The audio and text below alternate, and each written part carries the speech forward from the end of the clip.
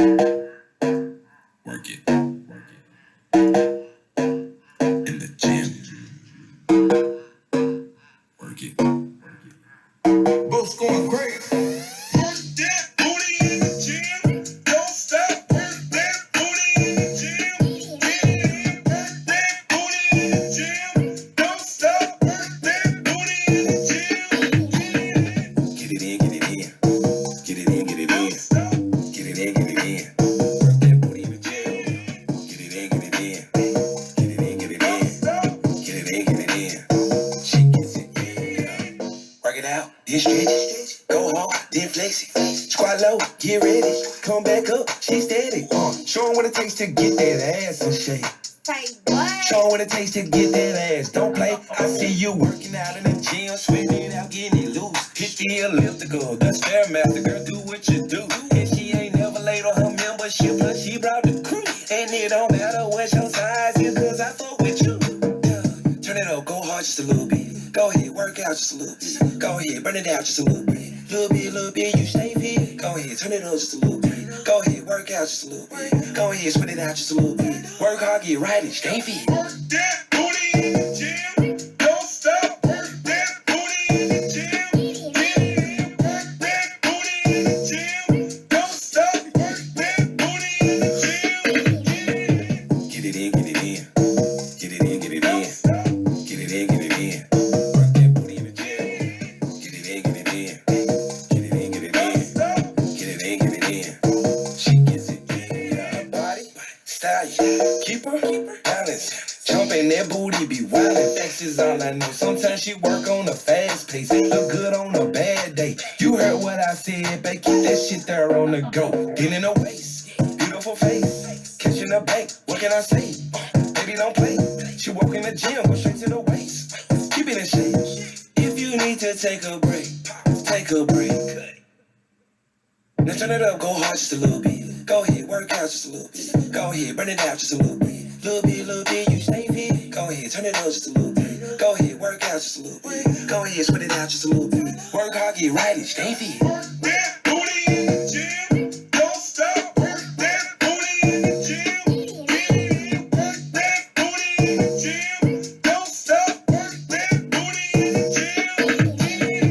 Get it in. Get it in. Get it in. Get it in. Get it in. Get it in. Work that booty in the gym. Get it in. Get it in.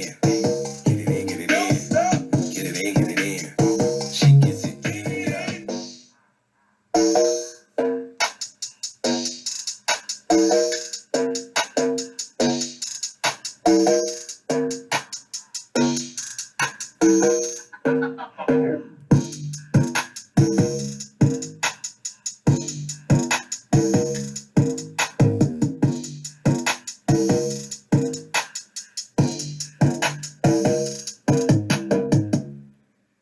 What's up? It's Friday. What's up, YouTube? Thank you for tuning in now and in the future. What is going on? It has been hot as hell over here in the West Coast, the Golden State, sunny California. I'm talking about to the tune of 106 degrees. You know, are we in Saudi Arabia? Are we over there in the Middle Eastern desert, in the Sahara, Sub-Sahara desert? Good Lord, whose daddy is that on the treadmill? I'll tell you, what the hell is... Oh, shit, look at this lady. Get it. Get it. She is bouncing on that ball. Yeah, buddy. Oh, no, I don't know what is he having convulsions? Is he trying to do a Heimlich maneuver on the dip machine? Whew, oh my God. All right now. All right, granddaddy. I tell you, these old men, they want to innovate and do all kinds of strange things. Yeah, I don't know, girl. I don't know about that. I don't know. Look at this guy. He's doing hip thrusts with his lateral lat pull downs.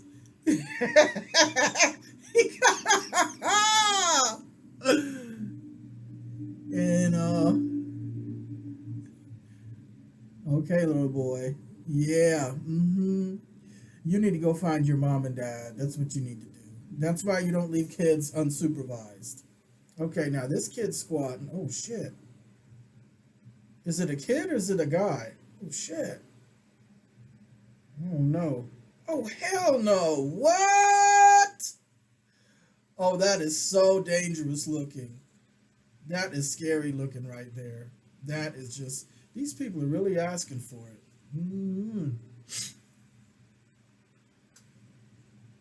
Okay. He's gonna dislocate his shoulder. Oh hell no! What the hell? Oh no! Oh my God! I know he had to go to the hospital. Oh, this is scary. You know, squats. I hate to see squat fails because they are scary to me. I'm scared of squats, even though I do them. I'm just, I don't do a whole lot of weight. Oh, yeah, no. Yeah, this is stuff you need to not do when you go to the gym. These are do nots. This is demonstrating to you what not to do. What is he bouncing his, wave your hands up in the air? He must be jamming on some real good music. Oh, look at her. All right, what are you going to do? What are you going to do? Okay. Oh, she's using the elastic bands to do the pull-ups. Yeah. Oh, shit, it got stuck in her vajayjay. Oh, no, girl.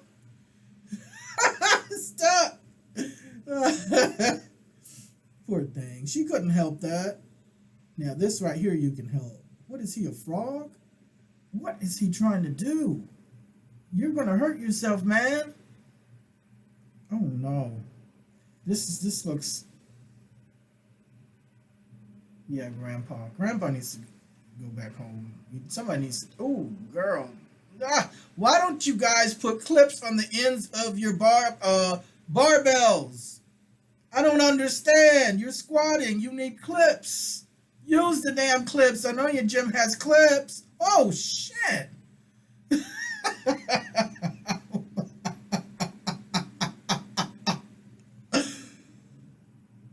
What in the world is he doing? Oh, hell no. Grandpa.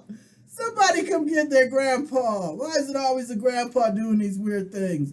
Okay, now I can see this right here. Oh, no, not this one, though. What is she trying to work? Her neck? I don't even know. Okay, this is not a push-up. He's just bobbing his head. Ew, what the?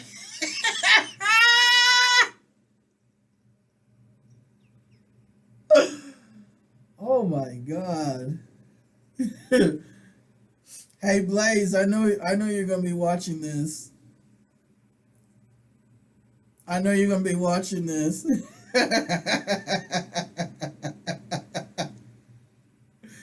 Is he humping the dumbbells? That's nasty. Shano, come get your daddy. Come get your daddy. Trying to hump these damn barbells, girl.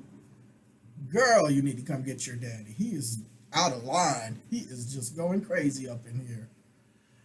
Your daddy is doing the most here. All right, well, today I want to talk to you about a couple of things. It's been a while. I think my last recording was just a horrible hot mess as far as technicality. The music was all delayed and echoed. My clapping and my singing was all out of sync because of it. It was just a hot mess. But like I said, I didn't edit it. I just uploaded it. I was just too lazy to worry about editing and all that, cleaning it up. But it's definitely not one of the most proud podcasts I have up there because of the technical issues. But, you know, you can't be a winner every day. You know, some days are not going to be a win. So this is, I'm going to let you see a scenic tour through my city that I grew up in as a kid, but Nauheim, Germany. I consider this my hometown. And yeah, it's where I really, some of the most impressionable things in my life happened in this time period when I lived here, and I really love the city. I really love it. So I figured while I'm talking, I'd let you go ahead and enjoy some scenery, some scenic stuff, and we'll move on from there. So yeah. So as some people may know, who keep up with my Twitter, and others who are actually in my life, who don't just have a window from the outside, a small, tiny little window, where they can see little smidgens of me or what I'm going, what I'm doing, and stuff like that. I have been back on my health kick, back on the workouts, and so forth and so on. And this time I've really done something. I've really outdone myself. I've beat my personal best, and I'm really happy about that journey. I might also talk about some other things, overcoming vices or something. I think I mentioned that in one of the other videos, but I may go ahead and talk about that now in this video too. And I don't know, I may, I may be all over the place. Who knows? I may talk about the Kabbalistic tree of life and all of that too. But yeah, in regards to being healthy and being fit and changing lifestyles, a lot of people, now that COVID has scaled back quite a bit, can I say that to be accurate? Gyms are open again. Everything's starting to open again, and it's been open for a while now. So people are going to the gym, and a lot of people have gained weight because of the shutdown, the lockdown of COVID 2020, 2021. And even now, a lot of people are still isolating and keeping a distance and doing all of that. So weight gain has been an issue for a lot of people. For me as well. When COVID broke out, I just knew I was going to die. I just knew that. And I looked at all of the news things and all of that. So I just thought, okay, I'm going to be one of the first ones to die. So let me just go ahead and live right now and eat and drink what I want because I'm going to die. Well, I didn't die. And on top of that, now I've gained weight and I've got a couple of I had a couple of situations. I had a couple of situations health-wise. And through hard work and sheer determination, I was able to turn that around. And I'm continuing on that path. And it is, I'm not going to lie to you, it's a lot of hard work. It's a lot of hard work. There's no magic pill. There's no magic shortcut. There's a lot of marketers out there and fitness people that want to convince you that they have a shortcut, that they have the keys to the kingdom, they have a magic pill, they have a magic supplement, but it's all just BS. It's all just bullshit. You hear me? Bullshit. You're not going to force your body to do anything other than what it is going to do. You will always lose if you try to force your body to do something it is not going to do. You will always lose. Okay? Now, there are some pills out there as far as diet pills that will melt the fat off your body. Okay? But they come at a price. Number one, they're kind of expensive monetary-wise, for sure, but also health-wise and mentally. They will come at a very costly price that you are probably not going to want to pay if you knew all of the things attached to taking those pills. but it will kill your appetite and you will lose the weight. But once you get off those pills, all hell will break loose. You're going to have to pay many, many times over. Your body's going to rebound and you're going to gain 2 or 3 times more than what you lost on these pills. So again, and the pills don't address the big part that a lot of people want to skip over when it comes to now reducing their weight that they've gained from COVID. I'm going to call it COVID weight. But you know, a lot of people were already overweight before COVID, and it just really exacerbated their weight issues.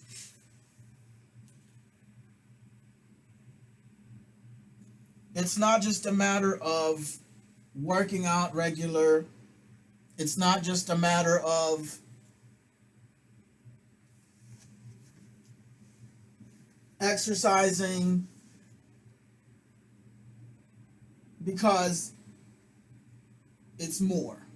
It's not just a matter of dieting. And I don't like to use the word diet because it's loaded. It's kind of like the word God or money or sex or family. These words are, we all know the general definition, but they're loaded with all kinds of biases and attachments and expectations depending on who it is.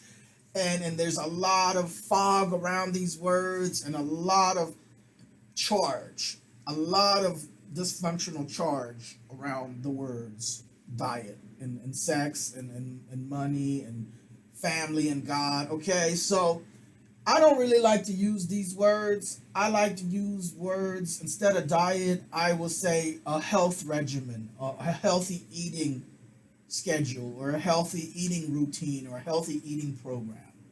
Okay, that to me feels better. And I think it may feel different for you as opposed to diet, especially if you have had some issues around diet and weight management and fitness and exercise and health and all of that. Diet, to me, there's a lot of trauma attached to it because in the past, I basically starved myself. In my teens, when I was working towards getting into competing as far as powerlifting, I went on a diet and I just basically starved. I didn't know anything about macros or proteins or carbs, or I just literally just starved. Literally just starved. I got down to 114 pounds. I don't ever want to be that small ever again. But I got down to 114 pounds, and of course, it really took away from my strength and power in powerlifting. I still had considerable strength, but one thing about the body is when you're a powerlifter, you need mass for that power. You need just sheer body mass. And you need a certain amount of body fat. That's why a lot of powerlifters, when you see them, they're fat. They have a lot of muscle, but they also have a lot of fat. And that is because that kind of sport requires your body to be a certain way. Now, there are exceptions. You have people like Ronnie Coleman, who came from the bodybuilding side over into the powerlifting. And his body fat percentage was very, very low. He kept a bodybuilder's physique while powerlifting. You've got Matt Krokolensky. I think that's how you pronounce his name. Krokolensky, or we call him Matt Kroc, who is now Janae Kroc. Okay, he had a transition into a woman, and she is now Janae. But once again, when Janae was Matt, he was the Guinness Book of World Records strongest powerlifter at one point. And he kept his physique very bodybuilderish. He kept a very low body fat percentage. Okay, he was huge, but he wasn't like the traditional bodybuilder look that you see. So, diet to me has some trauma attached to it. The word diet, there's trauma attached to it. So I don't like using it. Whether you use that word or call it something else, the bottom line is doing the bottom line, which is a calorie restriction if you're trying to reduce body fat, It is a calorie increase if you're trying to build muscle. And then there's something in between called body recompositioning, where you're losing fat, but you're also building muscle. And there are a lot of people in the bodybuilding industry, in the fitness industry, that swear that you can't do that. You cannot gain muscle and lose fat at the same time. It's either you're on a cutting phase or you're on a bulking phase. But if you have not been working out for some time and you're out of shape, you gained some weight, you're overweight, that can work towards your advantage in a number of ways. And here's how. Number one,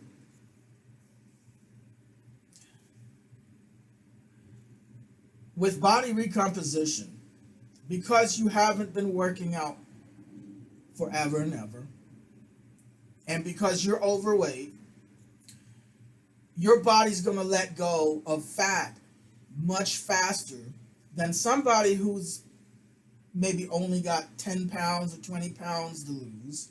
They've been working out for 2 or 3 years plus. They're in relatively good shape, okay? Or maybe they've been working out 5 or 6 years. Like I said, they only have maybe 30 pounds tops to lose.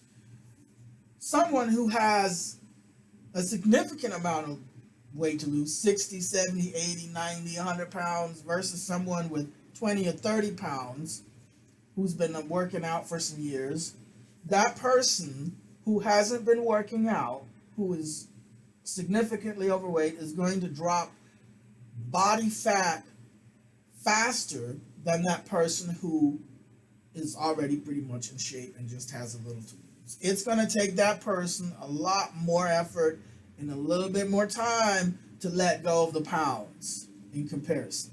So there's an advantage for you if you are in that category, because the body has already acclimated to working out for so long. So it's going to adjust, because the body doesn't want to get rid of fat. You know, naturally the body's designed to hold on to fat.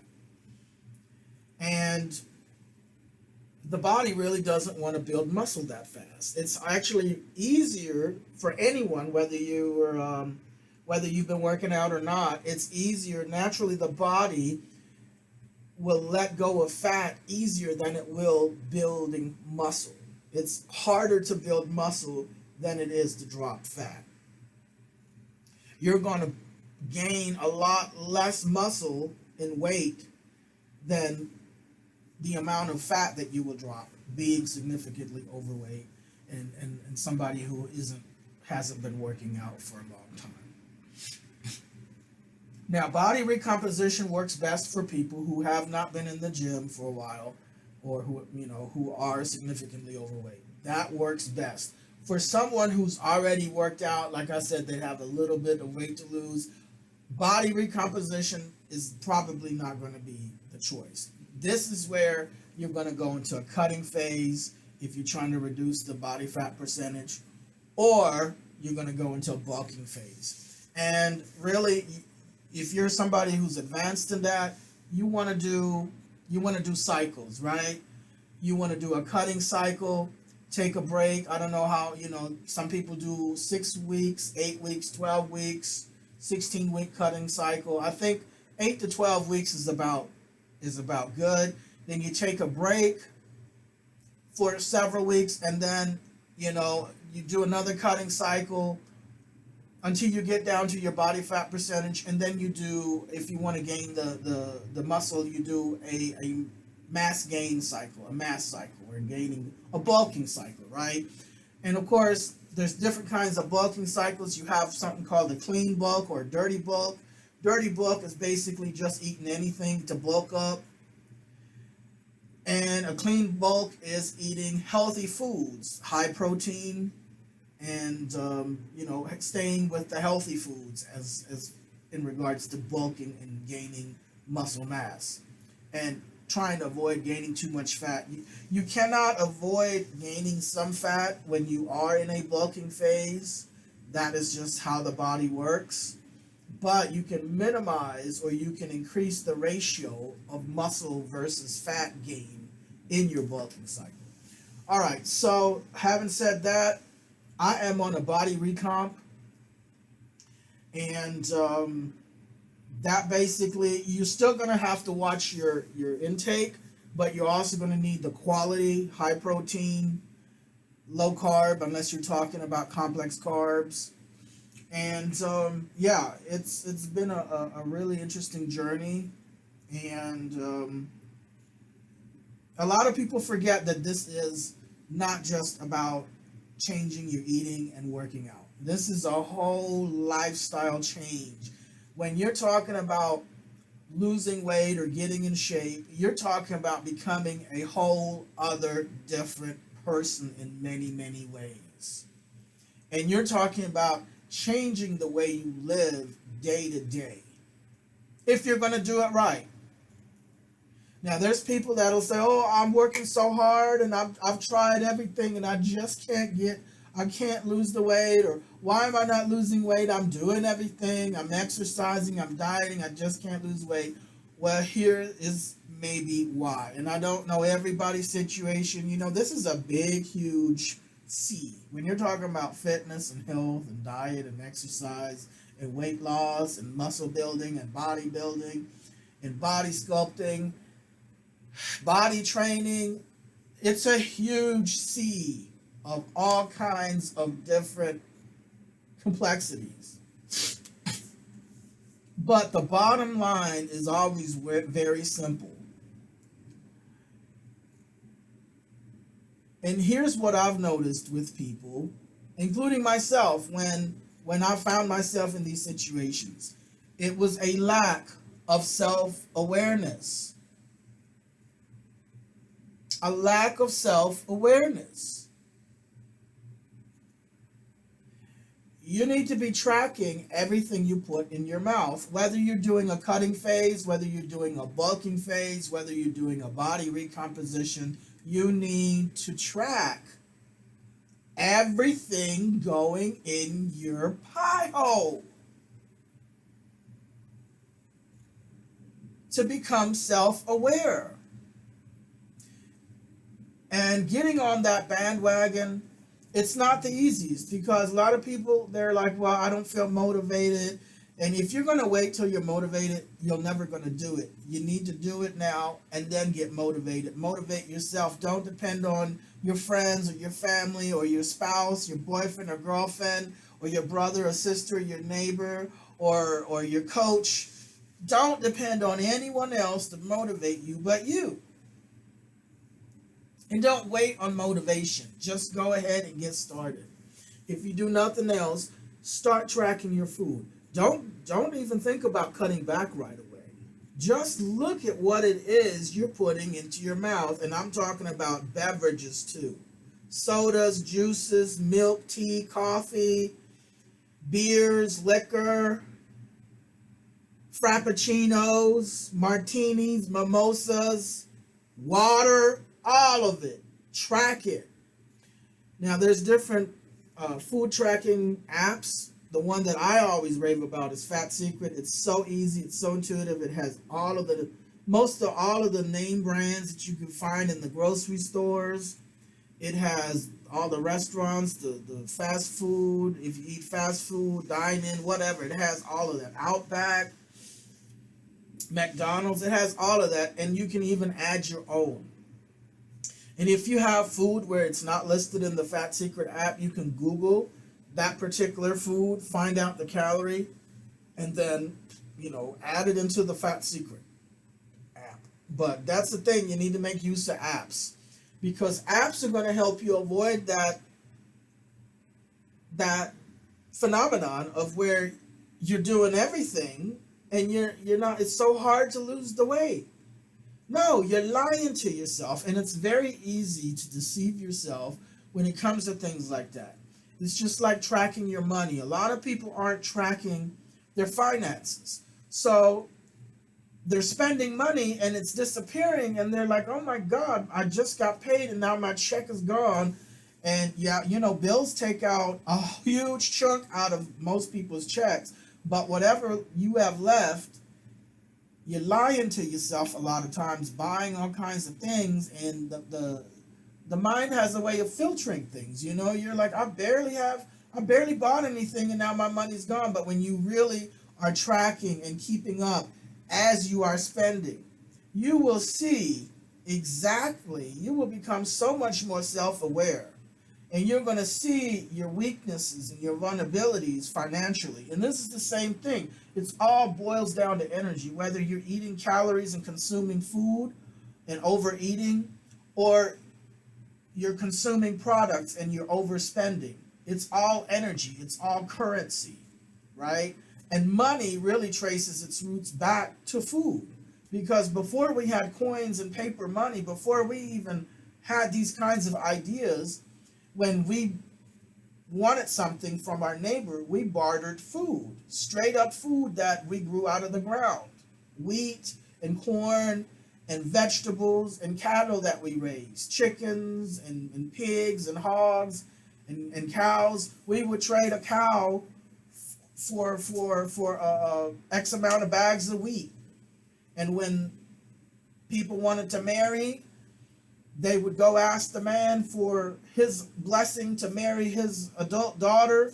And the man would say, well, if you want to marry my adult daughter, then we want 10 cows, and we want 5 chickens and 2 roosters, and we want 10 sacks of wheat. And you know, that was money. That was our currency, our human currency back in those times, before we had coins and paper money to replace these things. Because, you know, when we started growing into larger and larger populations, we couldn't carry a herd of cows everywhere we went in case we wanted to buy something at the market, right? So we needed promissory notes or symbols of these particular things, and that's how coins and paper money got into play. But back to this, tracking your food.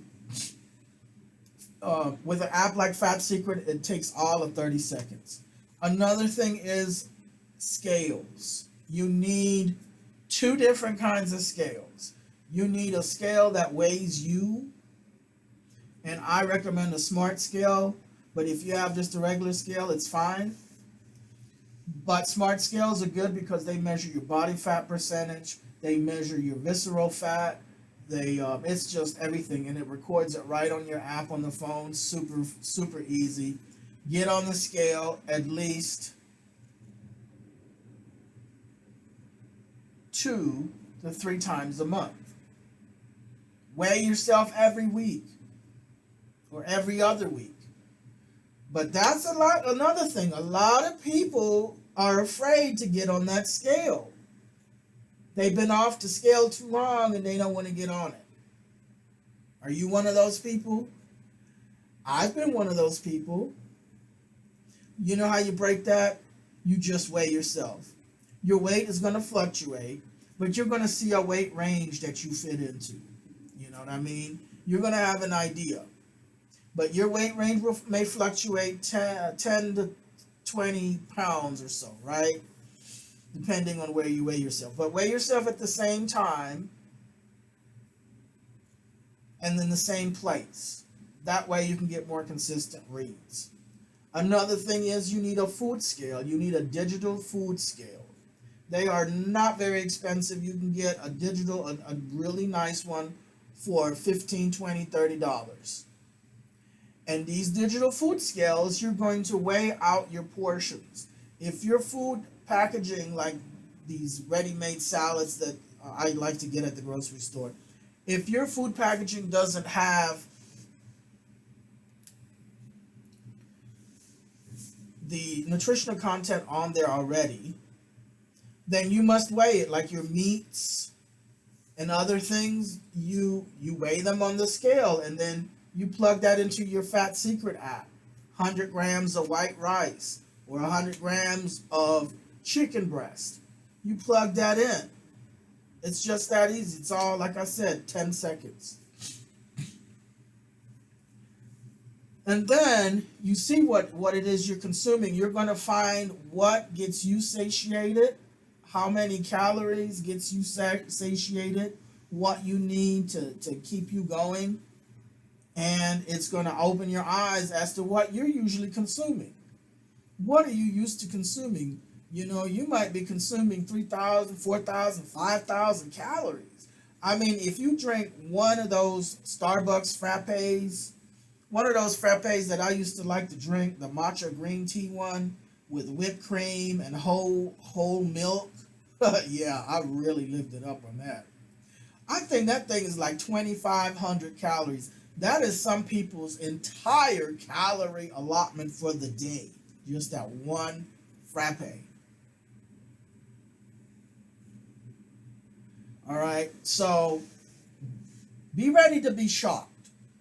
Some people are going to be shocked at what they consume. And that's fine because you're starting off becoming self-aware. And that is one of the harder things is to force yourself to be aware of you and to hold yourself accountable because you're not used to doing it. Let's see what else. I would also advise a smartwatch. Now, I have a smartwatch off-brand. It is called SKG. I think I paid $38. I know I told someone it was I got it for 29, but I mixed that up with some earbuds that I recently got. This year I got for just under $40, and it will track all of your fitness activities: swimming, cycling, running, walking, tennis, badminton, yoga, weightlifting, all kinds of stuff. It also measures other health data like heart rate, sleep, oxygen, all kinds of stuff. The reason I got it was for my swimming. I swim a lot, and I wanted to really level up my swimming workouts. So I went and got a snorkel, and I got a smartwatch to count my laps, to count the meters, to count the time and the calories, so I can document that. And of course, I got a snorkel so I can work on the harder strokes, like the freestyle and the butterfly stroke, without having to worry about my breathing and having water get in my mouth and all of that right now. I know that later on I'm going to be focusing on my breathing and syncing my breathing into a 1-2 count and all of that. But right now, I'm just going to be focusing on the actual strokes and just trying to get used to doing this in the water, these two particular new strokes, and also trying to shave down my time. I'm trying to get more mileage or meters within the time allotments. So I'm trying to get more out of the time that I have. So, but that is another thing, a smartwatch, but definitely get your scales and get your food tracking apps like Fat Secret. Another tracking app you need is your exercise. You need to track your exercise. Now, your smartwatch will record your data there, but I prefer to have an app where when I'm at the gym, I can put my sets in.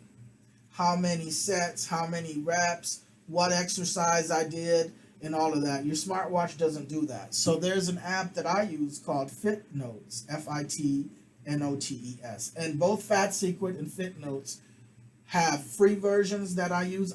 I've yet to pay for any of these apps. And the free version already gives me everything that I need. So the FitNotes, the real good thing about FitNotes is you can go in there and document your weightlifting workouts. Each particular exercise, you can put in your sets and your number of reps and the amount of weight. And it has a breakdown. It has a breakdown that you can see how many sets you've done for which body part for the week, and what sets and which body parts you need to work on, and which ones you're good on. So this really helps me level up my workouts because I can go in there and see, instead of writing it down on a pad like I used to, I can just go in there and click and point with my finger and see a breakdown. Okay, this week I've already got all of my calf workouts done, my quads done, my abs, but I need to work on my biceps. I barely got any sets in on my biceps this week. I need to work on my traps. I need to work on triceps as well. All of these things. Another thing that FitNotes does, it calculates your 1 rep maximum based on what you've done. So let's say you've taken 50 pounds and you've done some leg extensions with 50 pounds. Let's say you did 10 reps and that's, you struggled out the last 2 reps. 8, 9, and 10 were kind of a struggle or were a struggle. All right, so it's going to calculate your 1 rep max, which means that this is the most amount of weight that you can bear to lift at 1 repetition. Okay, so for people who like to max out, as far as the bench press, deadlifts, all of that, it will calculate your 1 rep max, where if you don't have a partner right now that can spot you, you can still kind of get an idea of where your 1 rep max would be. And I think that's great. It has a lot of other data and analysis stuff that you can just really you can go as far as you want with it. But I like to be able to keep track of my workouts. It tells you the volume, it tells you the number of sets, the total amount of weight you've lifted for that workout, for that week, for that time period. You can change the time period to a daily one, to a weekly one, for the whole month, for the whole year, however much. So all of these things are really great because, once again, it's about self-awareness. You want to become self-aware. This is the whole key when people talk about changing their body, transforming their body, i.e. losing weight or gaining muscle, getting fit, increasing their health. So, it's a whole attitude, it's a whole mindset. And whatever you put into it, it is an investment. Your body has muscle memory. So even if you haven't worked out 10 years like a professional bodybuilder, whatever time you've already put into, when you work out now, your body's going to draw from that memory. And it's going to be just a little bit easier for you to get back into the swing of things than if you had never worked out ever before. And as you tend to get older in age, you're going to have more muscle mass because of the constant working out, and you're going to feel a lot younger and a lot stronger than maybe some of your peers because they're not working out, So there's that. So let's see. Gym, accessories, attitude, lifestyle change, diet and exercise, no replacement, no shortcut, no magic pill. No magic pill. One thing I want to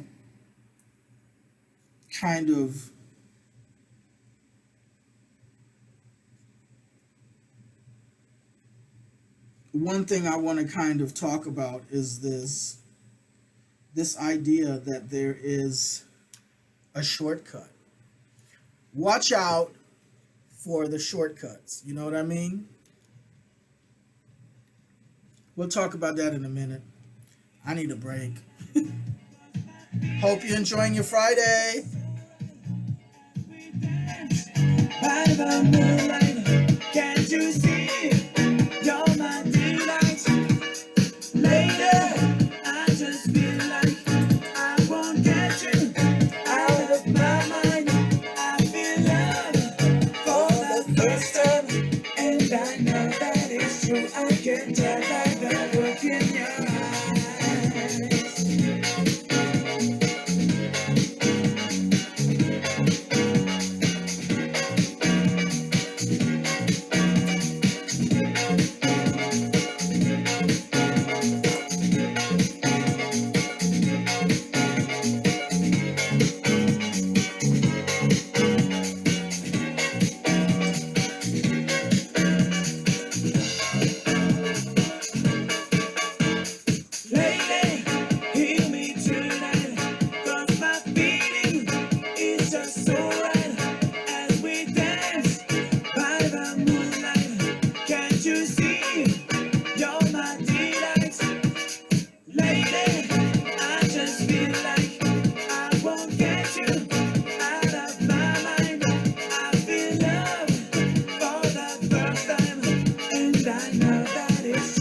can tell by the look in your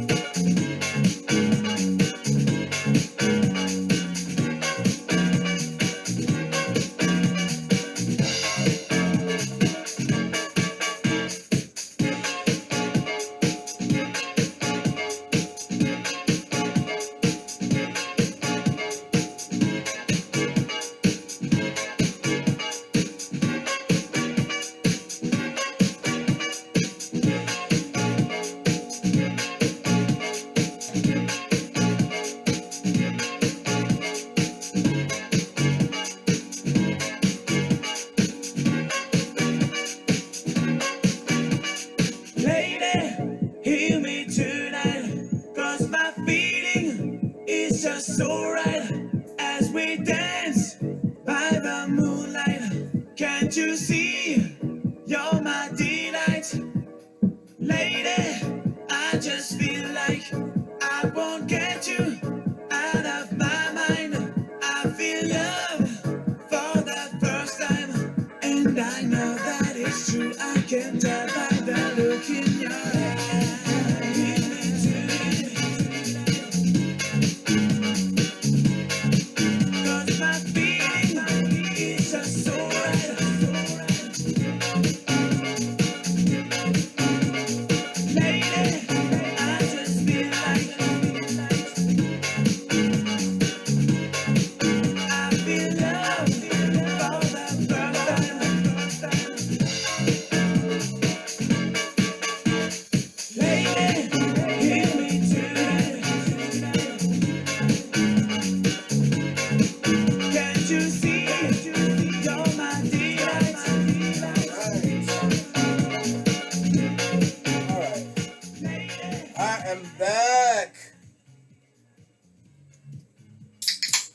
I'm drinking some seltzer water right now, lemon flavor.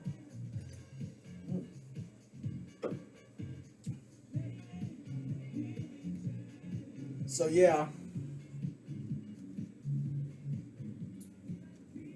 I want to go ahead and talk to you a little bit about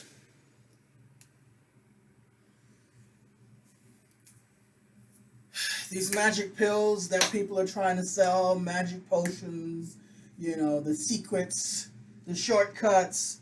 Like I said, there is no shortcut. There is no secret. It's hard fucking work. Okay? Pain and discomfort. That is the secret. People say, oh, what did you do? Oh, you look good. You lost weight. Oh my God, you look jacked. You're getting jacked. What's your secret? Everybody always wants to think it's a fucking secret. Oh, you lucky you. You're so lucky. I wish I could do that. Bitch, you can. You refuse. No fucking secret. The secret is hard fucking work. That's the magic pill. Is hard labor. Hard physical labor and self-discipline. There's a lot of brainwashing going on. You have this brainwashing of people and getting them complacent and having them think that they can have things their way right away. Don't you know you pay a price when you get it your way right away? Don't you know you pay with heart disease and cholesterol and stroke and diabetes and heart attacks? And overweight, gross obesity, morbid obesity. Don't you know you are paying a high price?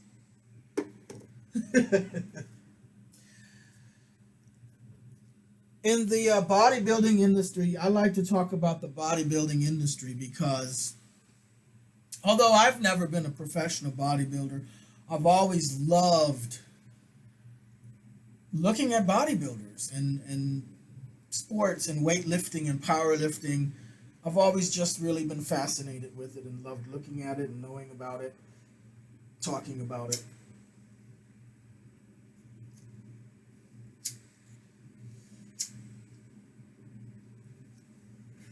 And when I was a teen, I had some bodybuilder friends at one of the gyms. It was an Air Force military base gym that I used to frequent a lot. I was around 15, 16, right when I got my car, and I would go to the Air Force base. At the time, it was Gunter Air Force Base, and there was also another one called Maxwell across town. And so I would go to those gyms, those two gyms. Gunter more so because Gunter Air Force Base was almost like behind my home, like very, very close. So it was within walking distance even, and I think I even walked from it a couple of times. But as far as the car ride, it's like 5 minute car ride. So I made some friends there, some bodybuilder friends that were also in the armed forces, you know. And I really just the way that they took me under their wing a little bit in a certain way, I really it just made an impression on me. But I was into it way before I met those guys. You know, around 11, I want to say around 11 is when I really wanted to get into muscles and weightlifting, and I got my first weight bench at 12. And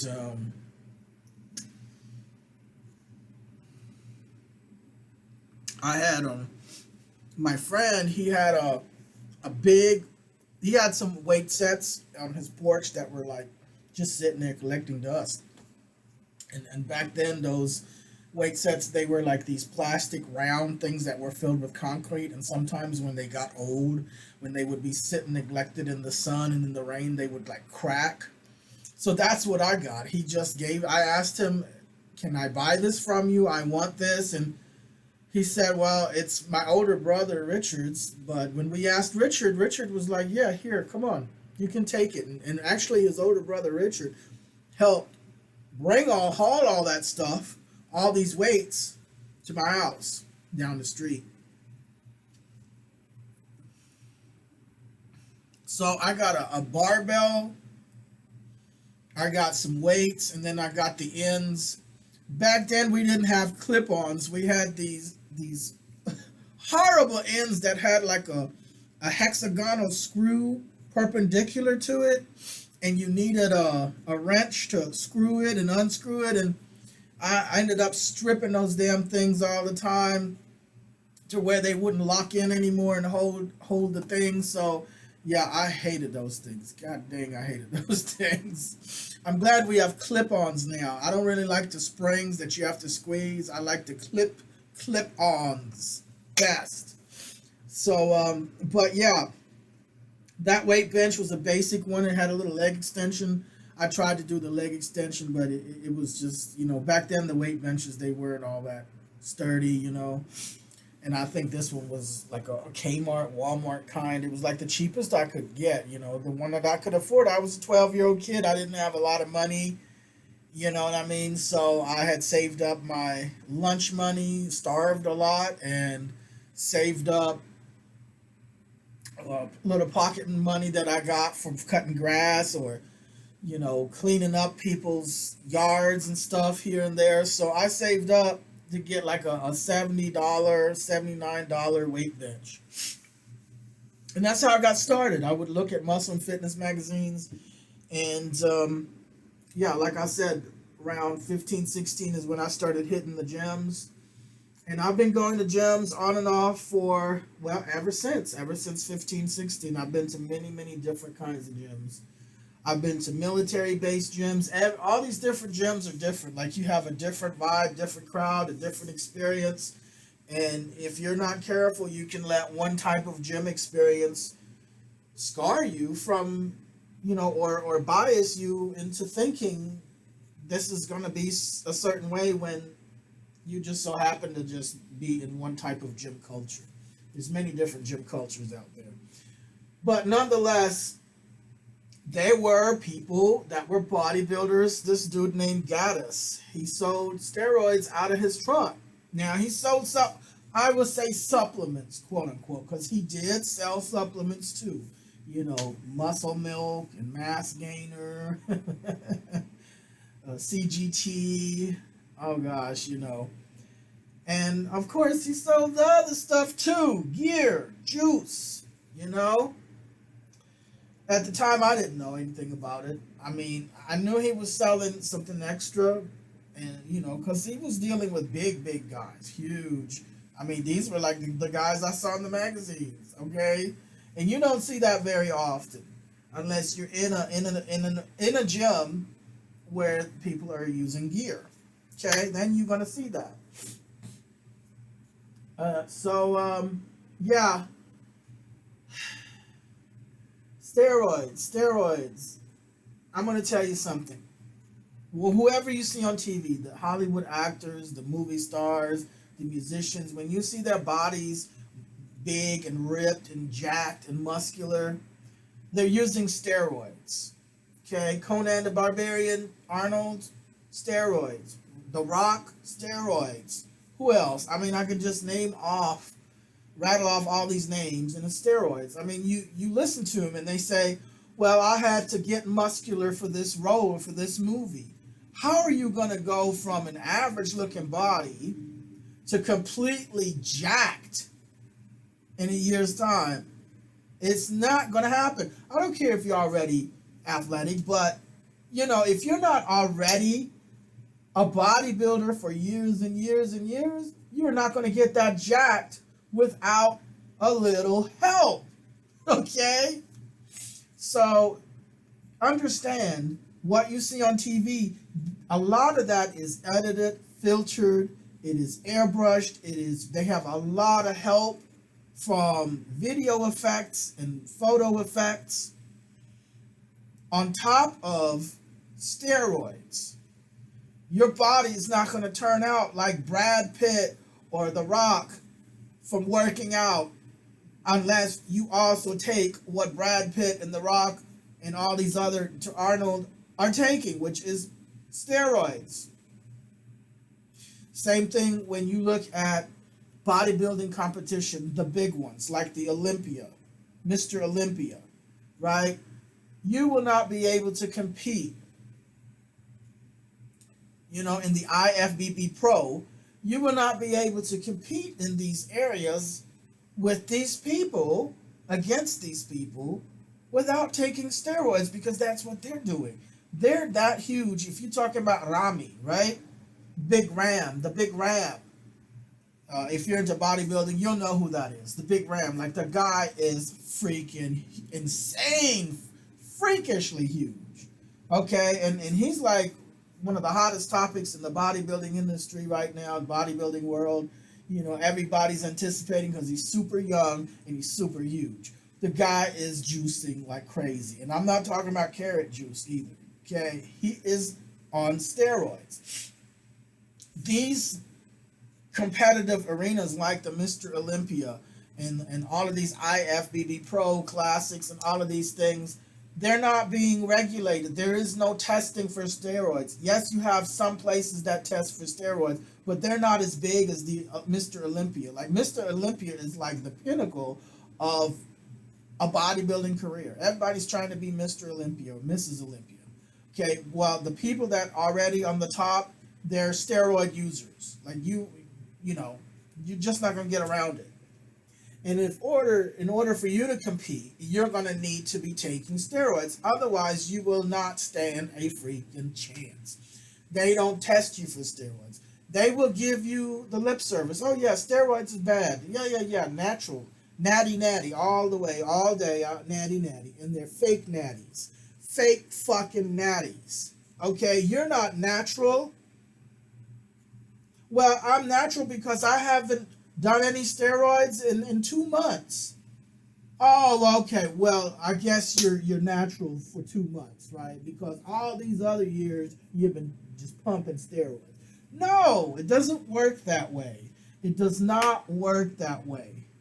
The human body, your natural physique is only going to look to a certain point. And listen, that's still gonna look super, super good, super fit, super muscular, super strong, super sexy.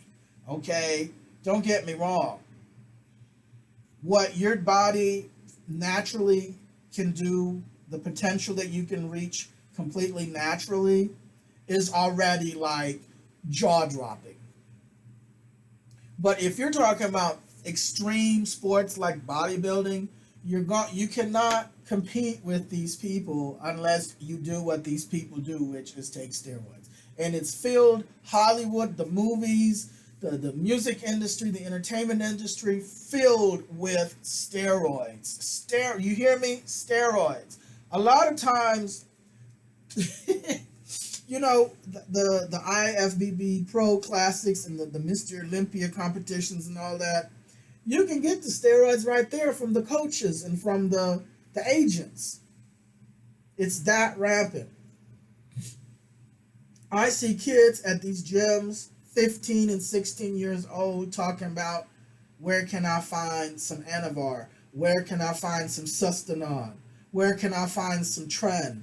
And I'm like, kid, stop it. Wait until you're a fully grown adult to even consider this. I mean, I'm not one to talk anyone out of anything like that. But if you're still a kid, let your gonads finish developing before you start messing with them already. You know what I mean? That's just how I see it. But you got these things, these kids, they don't want to hear it. They're football jocks, they're wrestling jocks. They're trying to get into the college recruitment, and they want to get an edge in. Hey. But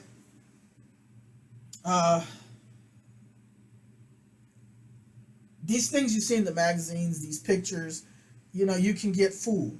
The things you see on Instagram, a lot of this is lies. It's straight out lies. You have so many people out there lying about being natural.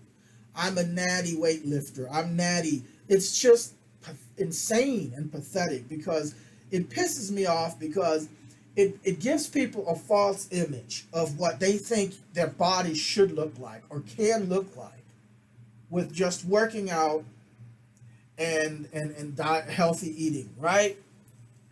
And you're seeing these jacked up steroid users telling you, oh, I'm natty and it's just hard work. Stop the lying, stop the insanity. But they're trying to sell you something. They're trying to sell you supplements. They're trying to get you to buy into this and that. They're trying to make money. They want to sell you these powders, these protein powders, and these muscle building quote unquote powders, and it's just nothing but stuff you can get at the grocery store. And I guarantee you that the stuff you can get at the grocery store in the produce section is going to be 10 times healthier and safer and cheaper than that bull crap this particular fitness person is trying to sell you with their little brand and their little marketing thing. Okay? You don't really need anything but healthy whole foods, water, and regular exercise and consistency, and a multivitamin at most. Okay? Now, some people like uppers. They need a little bit of something to help them go along. I'm not opposed to coffee or maybe some energy powders or something. Just be real careful with it. Fine. But beyond that, you don't need anything else. You don't need BCAAs and all this other crap. I mean, I don't even know what the hell this shit is, but I know it's bullshit. You know what I mean? I know it's just bullshit.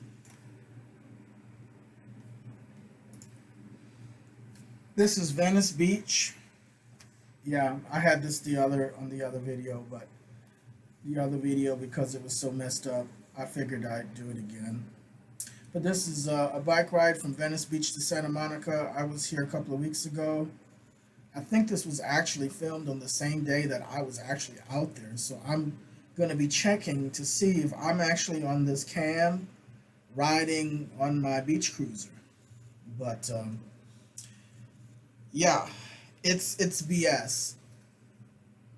Unless you are planning on going that extreme into bodybuilding, where I would say, okay, maybe it's justified that you take these supplements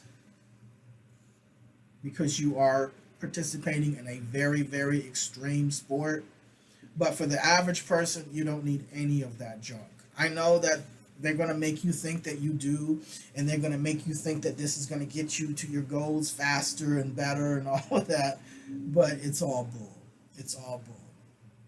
It's very basically very simple. Whole, healthy foods. Track them.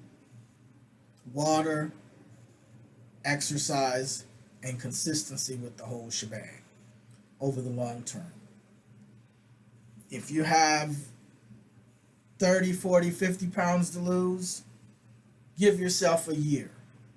I'm serious. I know you can lose it in a lot less, but this isn't just about the surface. Like, you're going to go through withdrawals, leaving out certain foods that have got you to this point. Now you're going to have to scale back from. So there's a type of withdrawal, and it may not be necessarily physical. There's a mental and emotional attachment to these things too. You have enjoyable experiences attached to these things. That's why you like it. That's why you like that particular food or that particular drink. So now you're going to have to readjust and find other pleasurable experiences that will substitute for that, right? And that's not that easy. That's not that easy. So you're going to have to deal with loss and a type of grief. It may not be on the surface where you're crying, right? But anytime you're dealing with loss, that means a change of lifestyle. There's a loss of the old habits, a loss of comfort. Some people may even find safety in certain kinds of eating and inactive lifestyles. They might, you just really don't know how people are wired. And sometimes you really don't know how you're wired until you just work to become more self-aware and realize, oh my God, this particular food was such a comfort food. I felt so safe. I feel safe eating it. I feel safe. And now that I can't eat this as much, where am I going to get my sense of safety? And that can really railroad your whole intention and your whole plan to get out there and work out and increase your health. Even if you're not overweight, I would still recommend it. There's such thing as skinny people can be very unhealthy too. It's not just about skinny or fat, but it's the whole composite of health. And regular exercise is good for everybody. That's just the human body. Our bodies are designed to exercise, to work out. They're designed for hard labor. The technology that we have has really made our bodies live lives that they weren't designed for. We weren't designed to sit for hours and hours all day. We were designed to hunt and gather for our food. And we no longer have to hunt and gather in that way. When we hunt or gather, we might be sitting behind a computer screen, earning a paycheck. So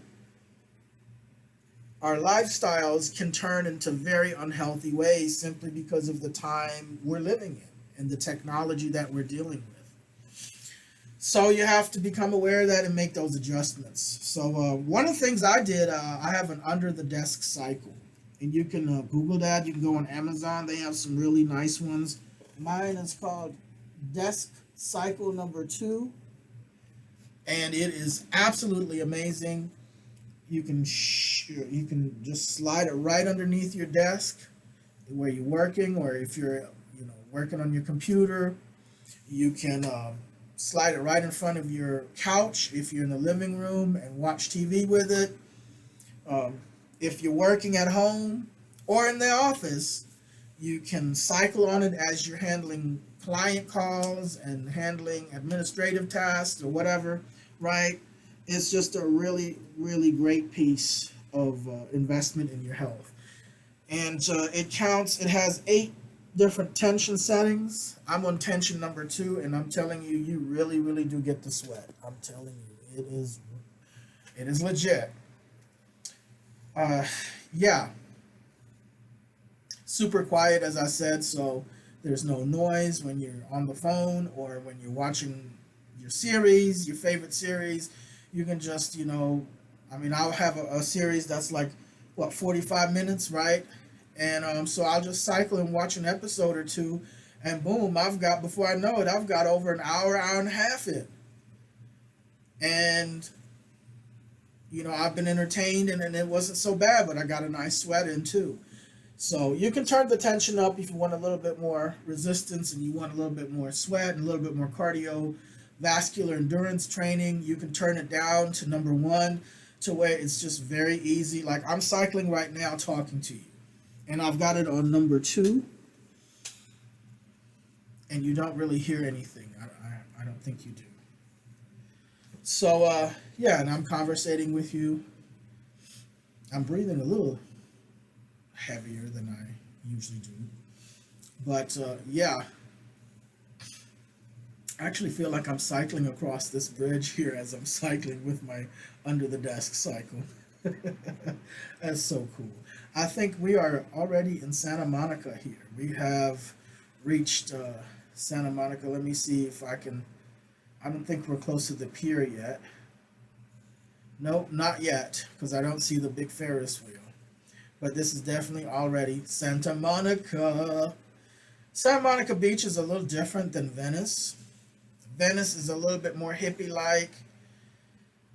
Santa Monica is a lot more techie-like. They have, scooters are a big deal in Santa Monica because they have extra lanes on the streets for scooters, and you cannot ride your scooters just anywhere. You have to ride them in the street that's designated, in the lane that's designated for them. If you are caught riding your scooter, I'm talking about the little scooters where like what kids have, adults have the bigger versions.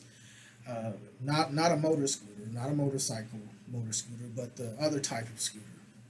In any case, you're not allowed to ride those scooters on the sidewalk. So if you get caught, you will get a ticket, and those tickets are anywhere from $300 to $500.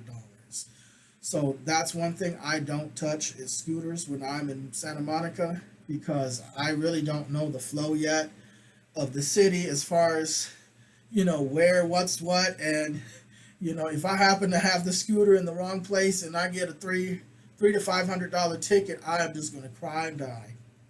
You know what I mean? So I'm just not even going to chance it, not even going to risk it, because the police is not going to care that I didn't know that I'm not actually, from Santa Monica. They don't care. You know what I mean? So, yeah, I'm just not going to do that. I'll ride my beach cruiser here on the beach, but that's about it. But back to the topic about magic pills and things like that. It's really hard labor. That's what it boils down to. Are you going to make a commitment to yourself? Are you willing to do the hard work? And it doesn't stop. I mean, the gym, that's X amount of hours, but as far as the food intake and what you're consuming, that's 24/7. That's a discipline, self-discipline, and self-awareness and accountability that you don't clock out from. It starts the minute you wake up until you go to sleep. And that's not always the easiest, because you have things coming along all the time that are pulling you away from what your goal is. And internally you have to deal with a lot of your own stuff too. You have to deal with baggage. You have to deal with these thoughts that, you're not going to do it. What do you think you're doing? Or why don't you just this one time, you deserve it, you work hard, why don't you just take a break? Or why don't you just eat this here? And, it's just one day and one meal. Before you know it, you've told yourself that many times, it's just this one time, it's just this one time, and it turned out to be 20 and 30 times that you told yourself it's just this one time, So you have to deal with that day in and day out, every moment of the day, until you get into that flow mentally, where you find yourself naturally and automatically craving certain things and not craving certain things, or being detached from it, that detachment. So there is also a lot of room within this lifestyle to check yourself on your codependencies. You see, because we tend to be codependent on things that we put into our mouth, food and beverages. We tend to be codependent. Some of us are addicted, outright addicted. You know, the codependency is very extreme. And, you know, in a sense, I'm not going to sit here and say, well, I can't say that there's not anything wrong because it's unhealthy, right? But what I'm saying is no one can really judge because we all have these vices. If my vice is food, another person's vice is booze. They might also eat bad food, okay, but they might not be as overweight, but they might have an alcohol issue, okay? They might be looking at an addiction and may not want to face that within themselves that they are an alcoholic, okay?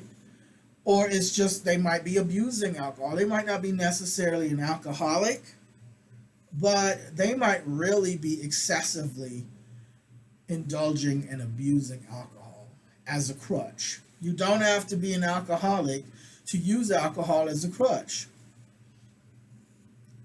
You know, people use food as a crutch, comfort food. I think we've all been guilty of that a time or two, okay? Regardless of our body shape, even fit people sometimes want comfort food. You know, it's our nature. So you have cigarette smoking, you have gambling, you have porn addiction, sex addiction. None of us escapes vices. If you're a human being, you're going to be forced to deal with vices.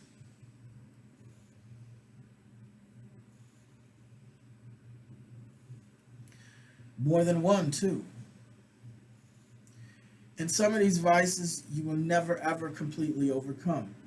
You will die continuing to deal with your own vices of one sort or another.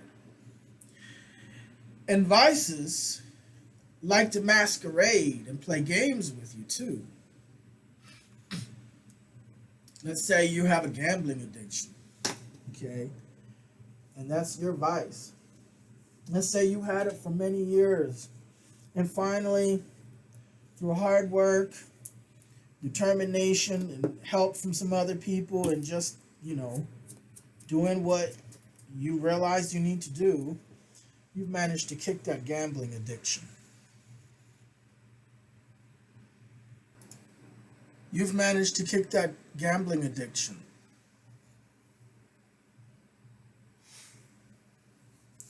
So now you feel good. You've won. Or let's say you were a smoker and you've managed to kick your smoking addiction.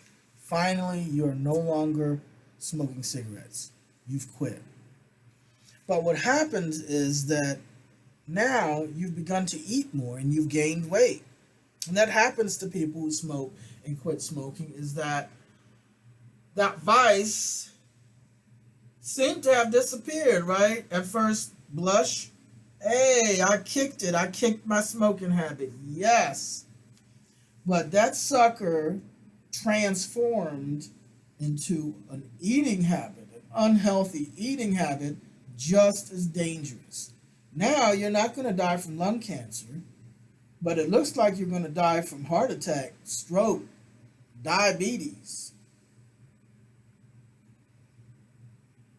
And that's what vices like to do. They like to play head games with you. They like to make you think that you conquered them. And then they go, yoo-hoo, I'm still here, mofo. You ain't done shit to me. I'm still getting the best of you. Okay?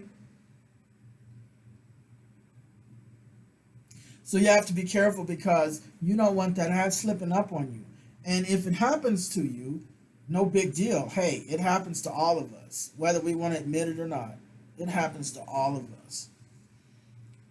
You know, and you can take people around you, and you can let them give you fuel to work on that.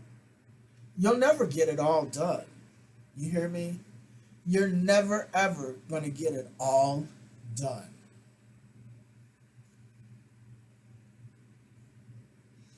But as long as you're alive, you're going to want to continue to work on it in your own way. We all have a different pace. We all have different methods, right? But you have people around you that can positively motivate you. Most likely they would be your friends and family, maybe well-meaning strangers, you know what I mean? Acquaintances, online people, whatever. And then you also have negative motivation. And these would be from your critics. It may be your haters.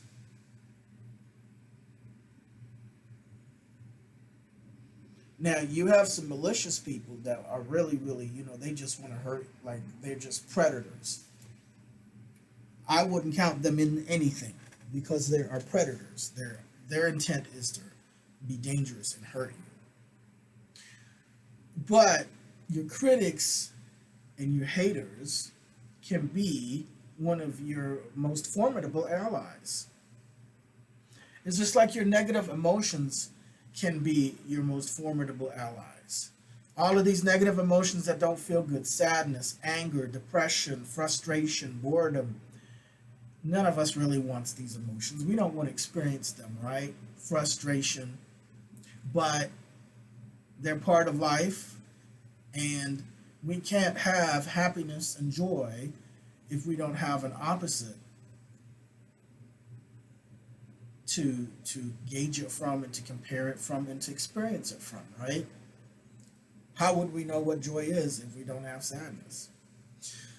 So you can use your critics, you can use your negative critics, you can use your negative emotions to boost you in any goal, but especially in the body-mind connection that is known in fitness and working out and healthy eating.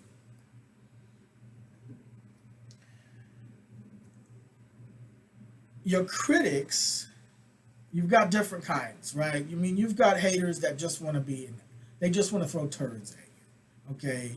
They don't necessarily want to injure you, but they can injure you. Like, they don't care. Like, they just don't like you, whatever the case is. And they're going to look at anything and everything they can, all your flaws and vulnerabilities, and they're going to see them much clearer than you will.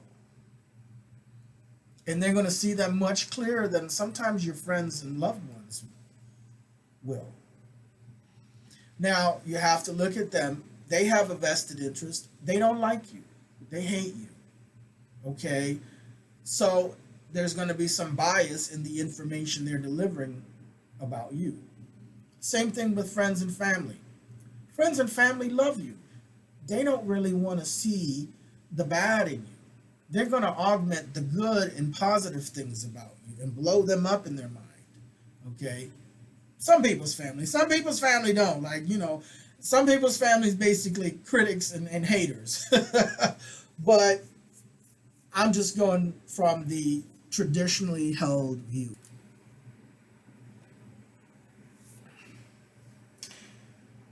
You're going to get bias from positive people because, again, they want to see the good in you. They're going to augment the positive things about you. You're going to get bias from your haters and critics because they have a different vested interest. So it's your job to find the kernel of truth in between there. And, it's easier said than done because you also have a bias about yourself. It's impossible not to have a bias about yourself. And when you're talking about human beings, we all have biases. Okay, so there's that. But you can take what people are saying that's critical. Critics may not necessarily hate you. They may not have any emotional attachment to you or about you. They're just naturally critics. They're just very critical people, and they're skeptics and critics, and That's just how they do.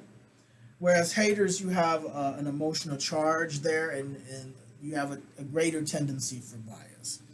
But you nonetheless can take these things, and even your own critical judgments about yourself, you can take these things and look for the kernel of truth.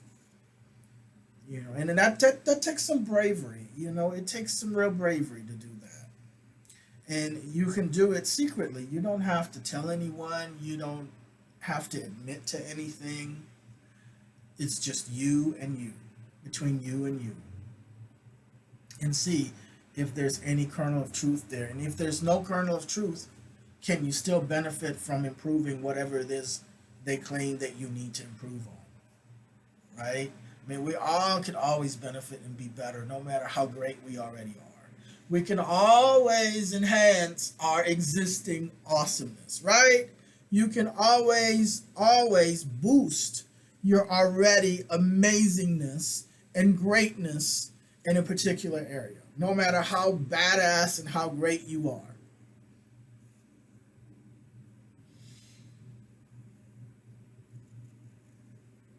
So yeah, vices, they like to shapeshift. So look out for that. Go behind the actual vice. Go behind, in this case, we're talking about working out and gym and fitness and lifestyle, da da da da da. Go behind the actual issue of unhealthy habits. Go behind that sucker. Go behind the surface and go to the core. Get to the root of the problem. Because if you're not going straight to the core and go behind the everyday reality of the physical world,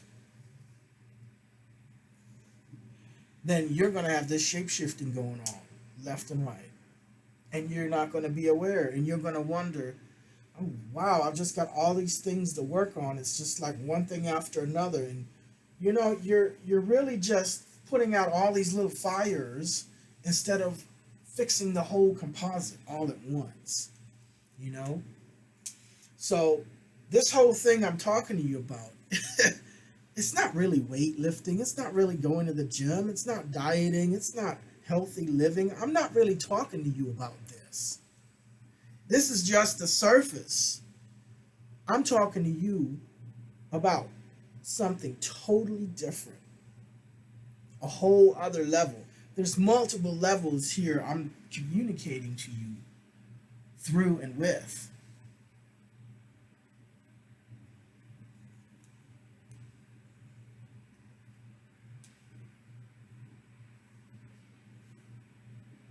You can't let yourself go physically and then go around claiming you have a monopoly on spirituality and religion, and you certainly can't be condemning other people to death and condemning them if you've given up on your own self. And you can't lie and say that you didn't, because your body has betrayed you. And you can cry all day about how it's not fair that people are judging you based on your body shape. But this is the world we live in. People that don't know you, that's the only thing that can go by is your physical appearance and how you're put together. That's the only thing they can go by, because they don't know you. And they got to make quick judgments as to whether they can trust you or not trust you, whether you're friendly or not friendly. Okay? And it's just 7 seconds. You have 7 seconds to make that positive impression when you're out and about. And the way your body is shaped will determine certain behaviors and responses. You will not get around it. I have been different body shapes. I have been very, very skinny, or what they call looking po and hungry. I have been very, very lean and fit. I've been very muscular, big and fit. And I have been also very overweight. So I have had all three of the major, ectomorph, endomorph, mesomorph. I've had those body shapes. And I'm here to tell you, with each different body shape, I was treated differently. The people's responses, it's just different. Now, I can say the same thing with clothing. If you're going around in sweatpants and t-shirts in certain circles or for certain things, you're not going to get taken serious. You're going to get discriminated against. It's not fair, it's not right, and many times, but that's how it is. You can scream unfair all day long, but you're not going to change it. The only thing you can change is yourself. And while we're at it, I want to talk about this fat acceptance. I think it is doing a big disservice to everyone by telling people that this is healthy. It's not healthy. I'm against abusing people just because they're overweight. Okay? I'm against people being trolled and harassed and beat up, in school and all of that. I'm against that too. Don't get me wrong. And I think we do need to work on tolerance. But now, telling people that it's okay and it's healthy and they're 60, 70, 100, 200 pounds overweight, that's a whole other level that I just cannot agree with. I don't agree with that.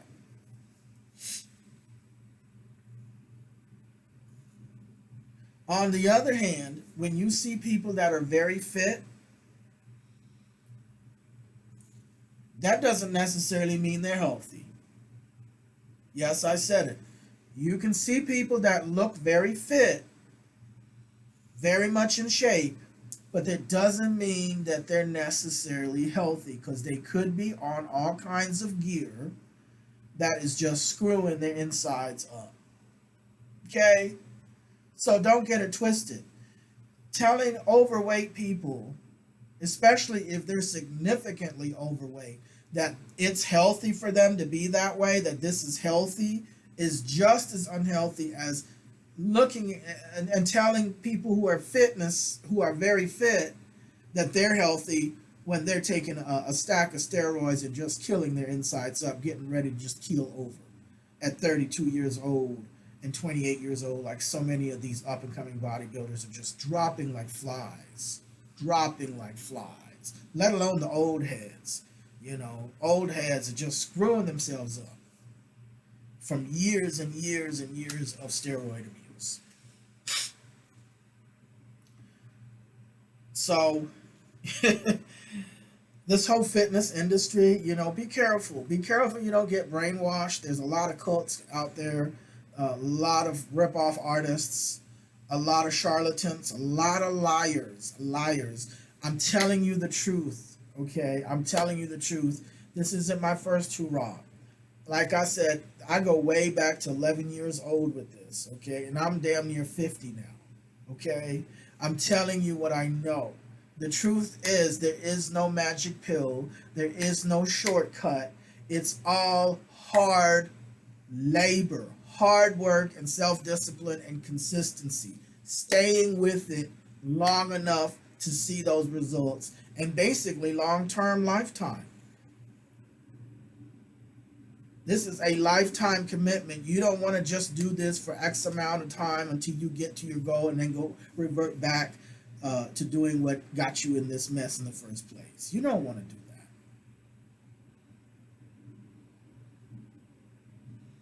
that. And lifetime commitments, very few people want to go out and commit to a lifetime of hard labor. What? But again, it's all in the attitude as well. And that's where changing yourself, your mental attitude comes in. And that's not the easiest. Again, the vices, they get the best out of all of us. We're all in the same boat. Whether it's weight, whether it's alcohol, whether it's cigarette smoking, whether it's gambling, whether it's overspending, shopping addiction. You got something. You got something. You're in the same boat as me.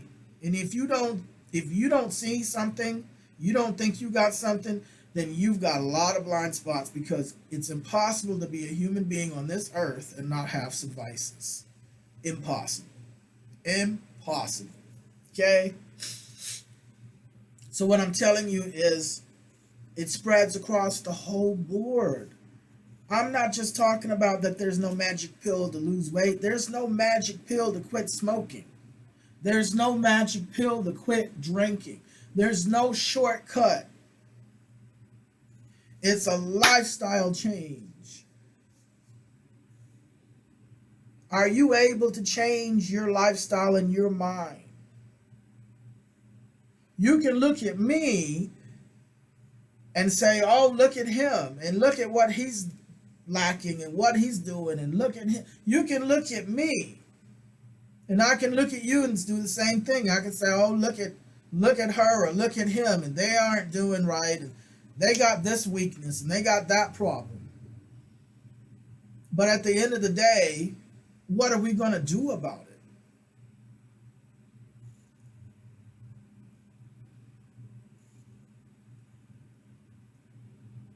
What are we going to do about it?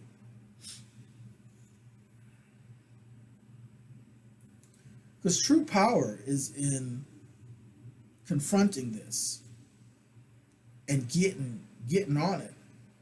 Don't run away from it. Don't deny it.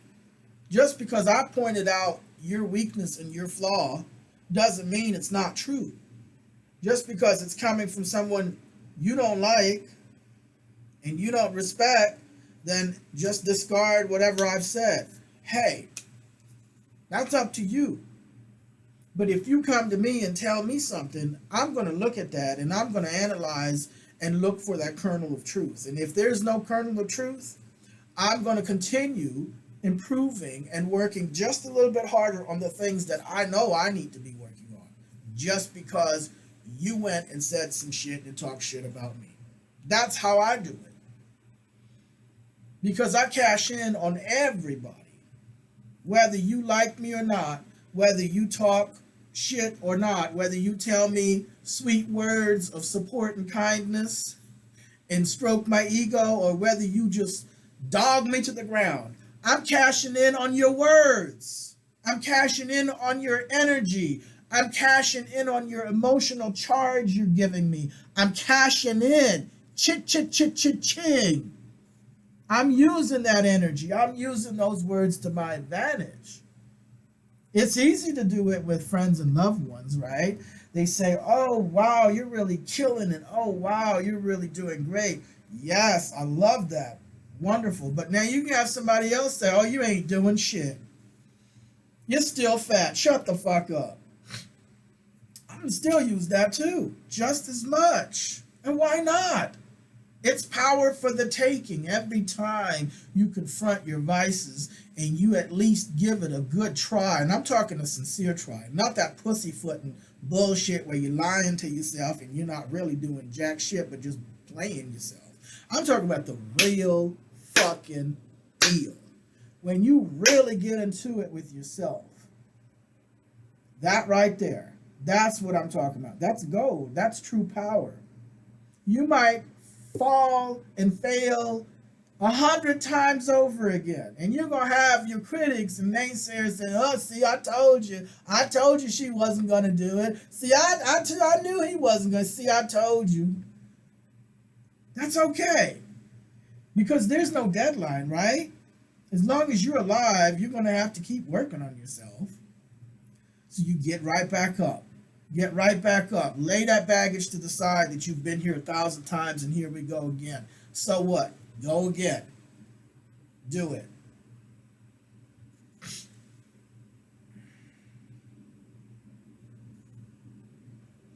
The fact that you survived COVID should tell you everything. Now, some of us have things missing. Parts of our health and sanity missing because of this COVID. But shit, you're still alive. You're still not in the grave, right?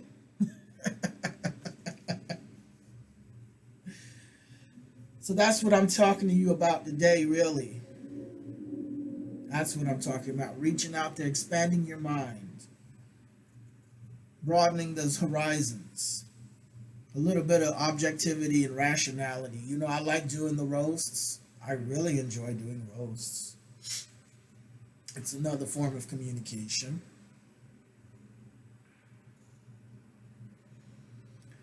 But you know, there's a little bit more to things as well, right?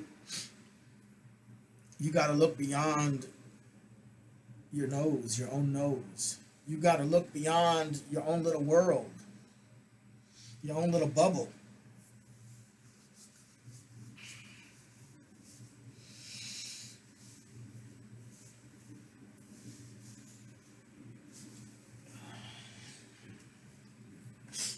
So let me see here. I'm going to take another swig. Let me see. I think it's time for some more music.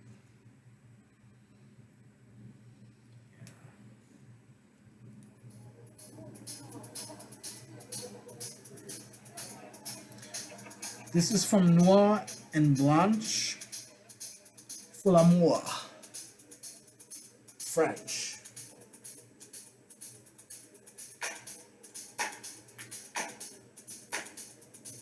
Hope you're having a good Friday. Thank you for tuning in and listening. Hey, it may not be Friday by the time you get it, but I still hope you're having a good day. It is Friday here, Friday after Labor Day weekend, in the sunny Golden State, California, LA County, LA.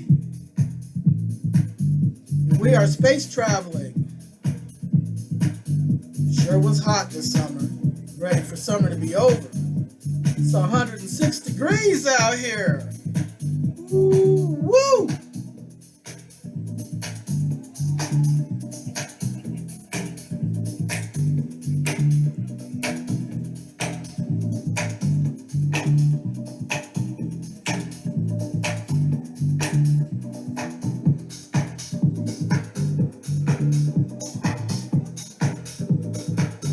Wow, it's so hot it's done turned blue. That's really hot. Blue flames. Scorching.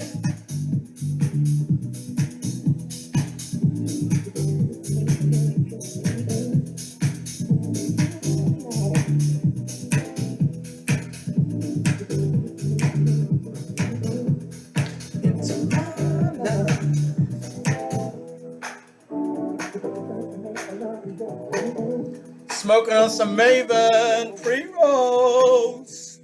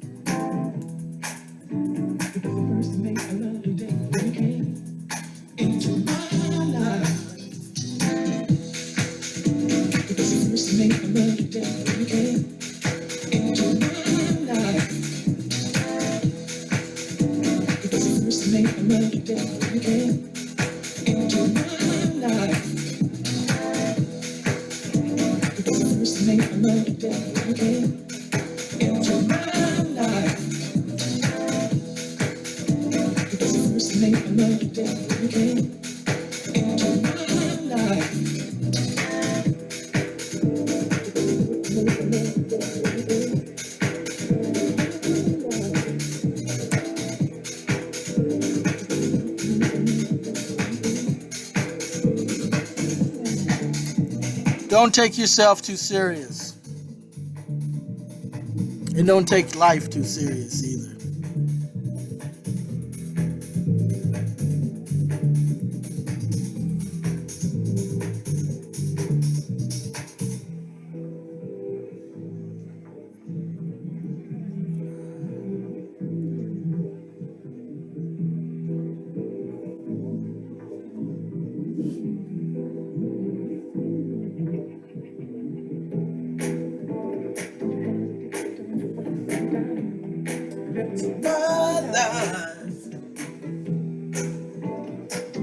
What's going good in your life these days?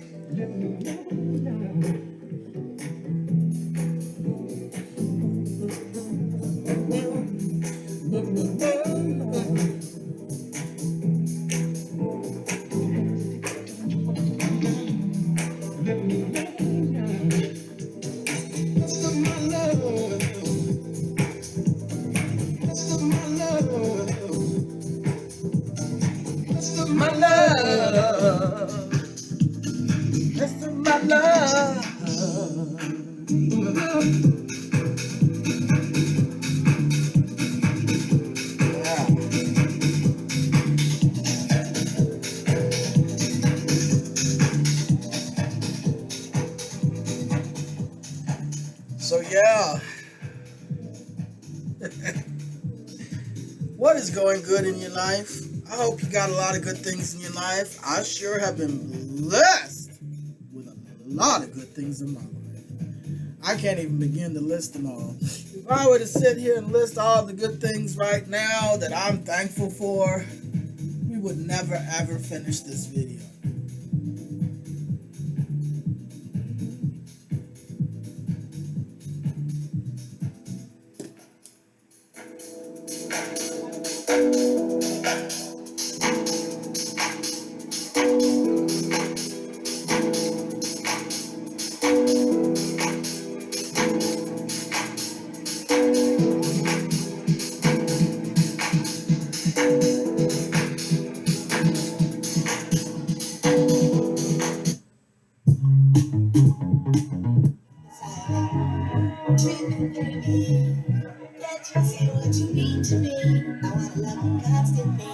But you keep I can't let you go high. 'Cause I love you, baby, yes I do. Yes, I do. Oh, let's get this party started. Yes. Oh, I'm feeling good right about now.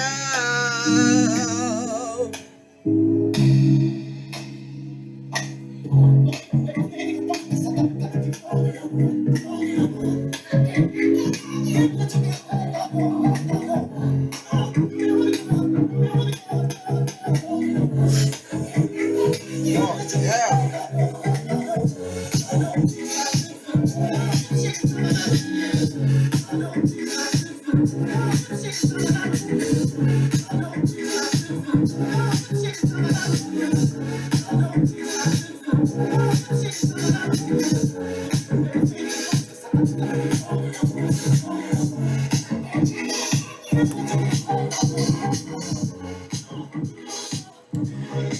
Yeah. I'm feeling really good. How you feeling? You feeling all right? Hey!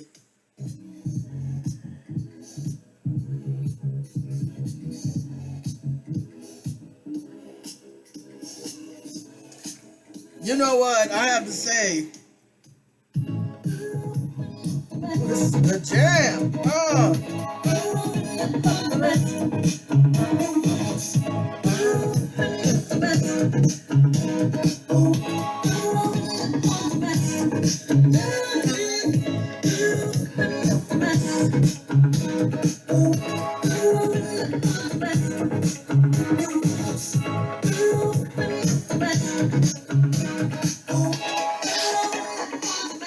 Have a puff with me. Come get some of this pre-roll. Maven Genetics. LA Rouge. Aha.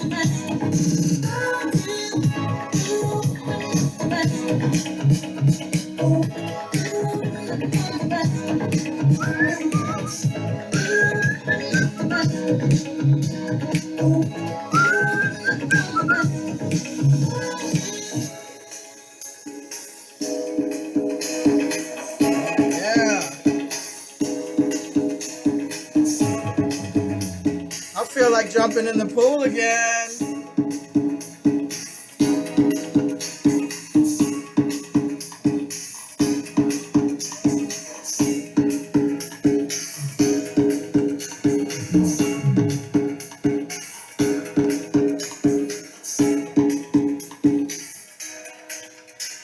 La Fille.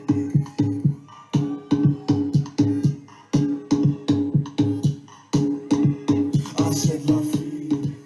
Yeah, this is the kind of jam they have over in the Vegas pools, Las Vegas. It's been a couple of months since I've been out there in Vegas. Oh man, one of my favorite hotels, the Wink. It's not one of the fanciest by far. It is not one of the fanciest ones. I mean, I've been in way more fancier ones, but man, that DJ in the pool. And then you have Virgil's, one of my favorite restaurants, right behind the Link in that alleyway. And Virgil's, ooh, yeah. When I get ready to have a really great cheat weekend, I'm gonna head back over there to Vegas.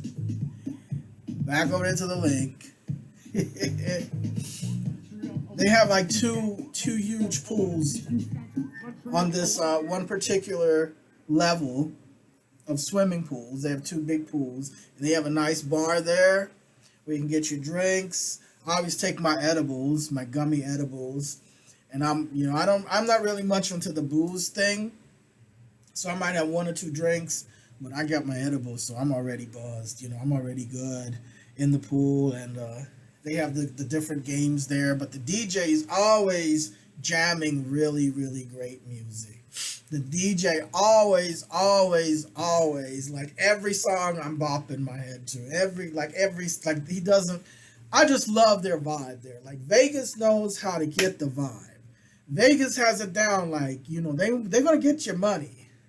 Like, don't go to Vegas if you don't plan on spending. Because Vegas is going to make sure you spend. They're not going to ask. They're just going to take from you. Okay, you have to be real careful with Vegas. That's why I don't really drink. I don't drink any of the free booze that's in the casinos. I'll stay in the casino hotels. And I'll walk around, and enjoy the huge, gosh, you can't even really see like one hotel all the way through in a weekend, let alone a couple. But like we stayed at the Venetian, and that was just like, holy cow, that was like super ritzy,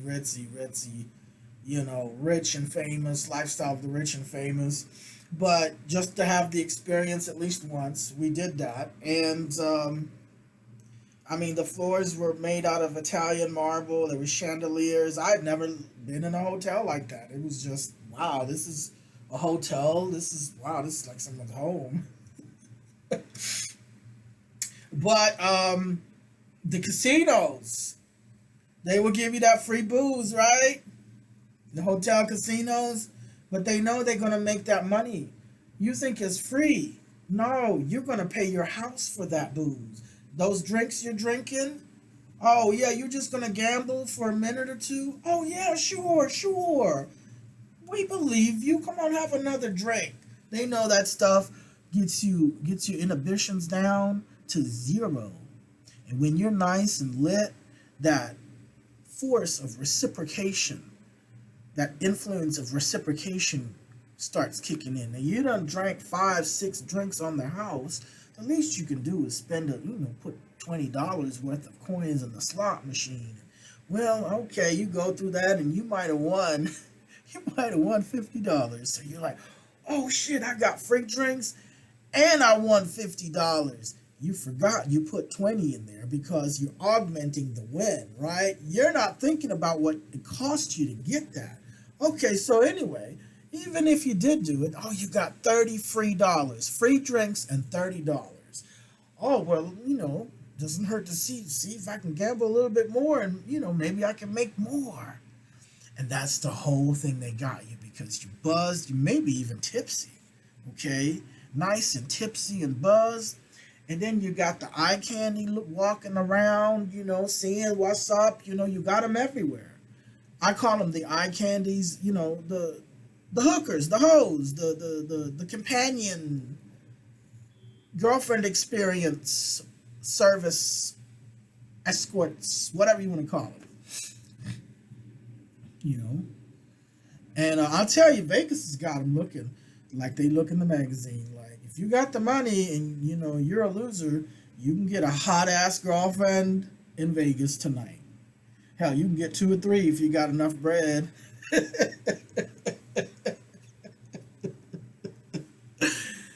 Yeah, but me, I always go there for my pool experience. I like to walk around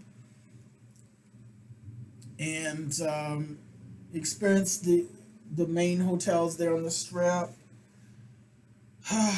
Like I said, I like my Virgils, and yeah, I might go see a show. You know, I might see Cher or Carrot Top or something, and that's about it. I really can't stay longer than 3 days. After that third day, I'm ready to get the hell out of there. I'm just like so tired of this damn place. I don't want to see another damn casino ever again. You know, because you got to have eyes in the back of your head. You got to constantly be on the lookout for a lot of scammers. Oh gosh, you're an instant target when you come in there, and they can smell you're not from there too. They can smell you a mile away. That's another thing. You think you're incognito? No, they know exactly who's who over there and who's from there. Vegas has a vibe. Vegas has an energy. Like, and if you don't stay in Vegas long enough to be part of that energy, they're gonna know. It's just like out here in LA, you know, different places in LA. You know, you got Eagle Rock, you got Glendale, you have Pasadena, you have San Gabriel Valley, you have East LA.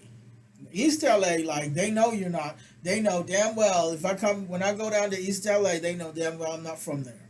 Like you can just smell it and see it in the way I walk and talk and drive up. And same thing out here, you know. When the folks from Glendale come out here or from East LA, you can tell. You can tell. Oh no, they're not from here. Mm-mm. No, no. The way they're dressed, the way they talk, the way their whole vibe. No, they're not from here. You know. So yeah, Vegas is the same way. Yeah. But after that third day, I'm always ready to go. I just can't stand it anymore. That first day is amazing. The second day is still cool. But the third day, I'm ready to go. I need to leave now. It's too much. I've had enough. And, you know, I really don't. I'm not a boozer. Some people that like to drink a lot of booze, they like to drink, sit down at the bottom of the downstairs where the casinos are and, you know, pick up the free drinks and all of that. Number one, I like my stuff premium. I like premium. If I'm going to drink, I like premium liquor. I don't like the cheap stuff. I'm not going to drink Miller Lite, Budweiser. You will never see me drink any of that crap, especially out of a can. You know, Natural Light. I will just not drink any beer and move on rather than to settle for that. That's just one thing I don't do. And those free drinks, they're not premium. They're freebies. They're the cheapies.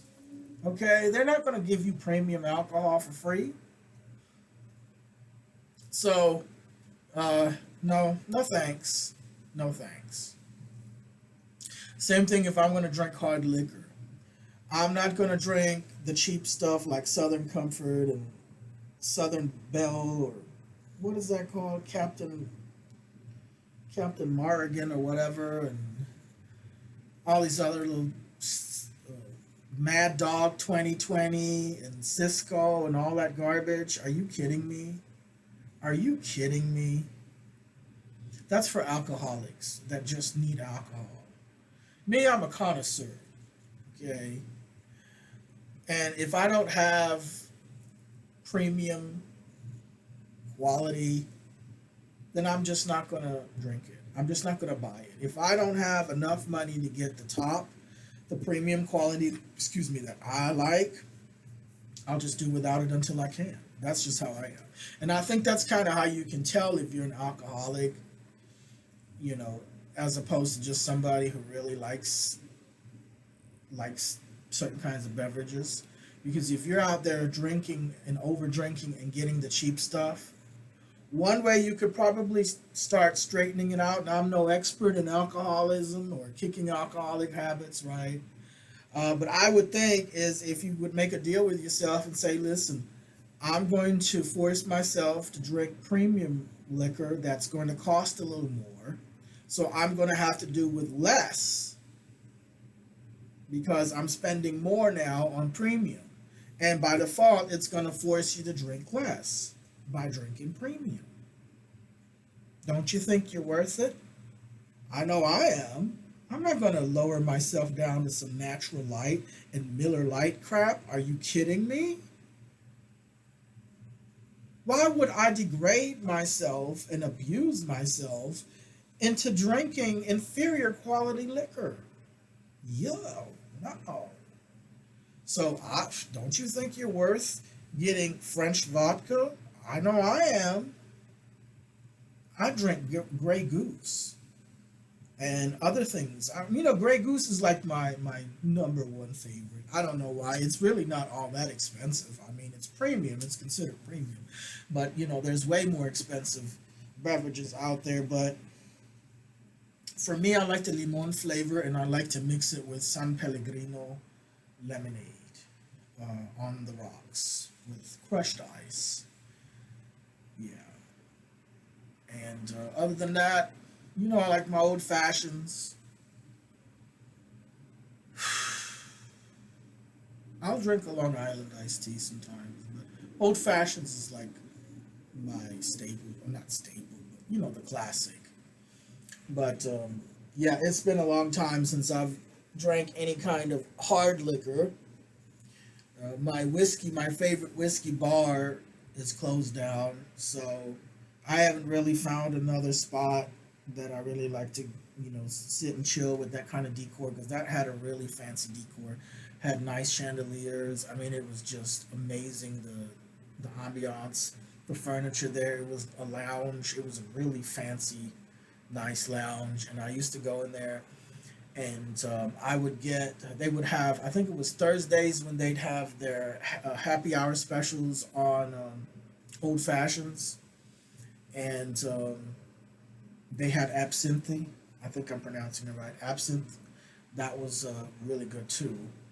And I would go in there with my Centopicon and read, my philosophy and liberal arts books. I had this certain corner I would go in there, and I would stay in there a couple of hours and nurse and sip on my old fashions while I'm reading and contemplating large philosophical ideas like the Centopicon and the Trivium and things like that, the Kabbalistic Tree of Life, whatever. I've got a variety of books that I would take in there. So there's another smaller bar. It's a dive bar. It's not fancy. It's at all. But it's comfortable, and I like the vibe. I like the crowds that go in there.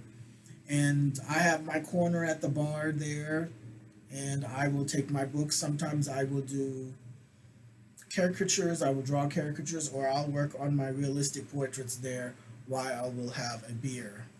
They have my IPAs there that I like, my premium IPAs. So, but it's been too long. It's been a long time since I frequented that one. I probably need to go see the bartender and let him know I'm still alive, Hey, man, I'm still alive, man. I've just been scaling back. But, I can still go down there and hang out and just drink some seltzer water. I don't have to order anything alcoholic, I can just take out a lady, take out a lady to the bar there and buy her a couple of drinks and just have sparkling water or club soda.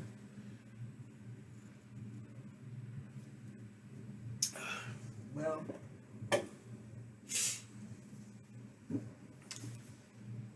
I don't know how I got on this topic with the bars, but anyway, yeah. Change the topic. Don't really want to talk about booze too much, because then I'll get the idea of maybe having a cold one.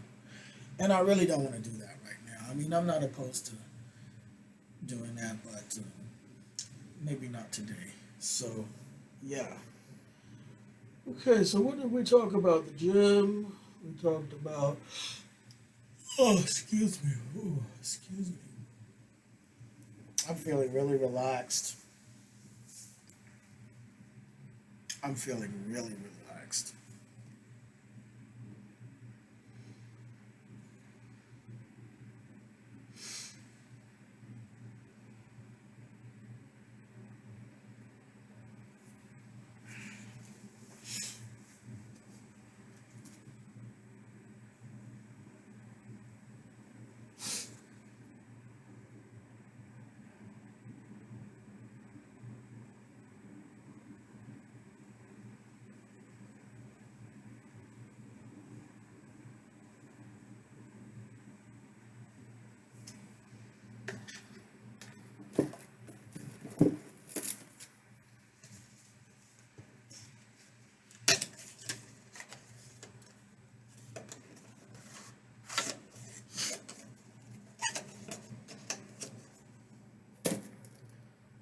So the other day,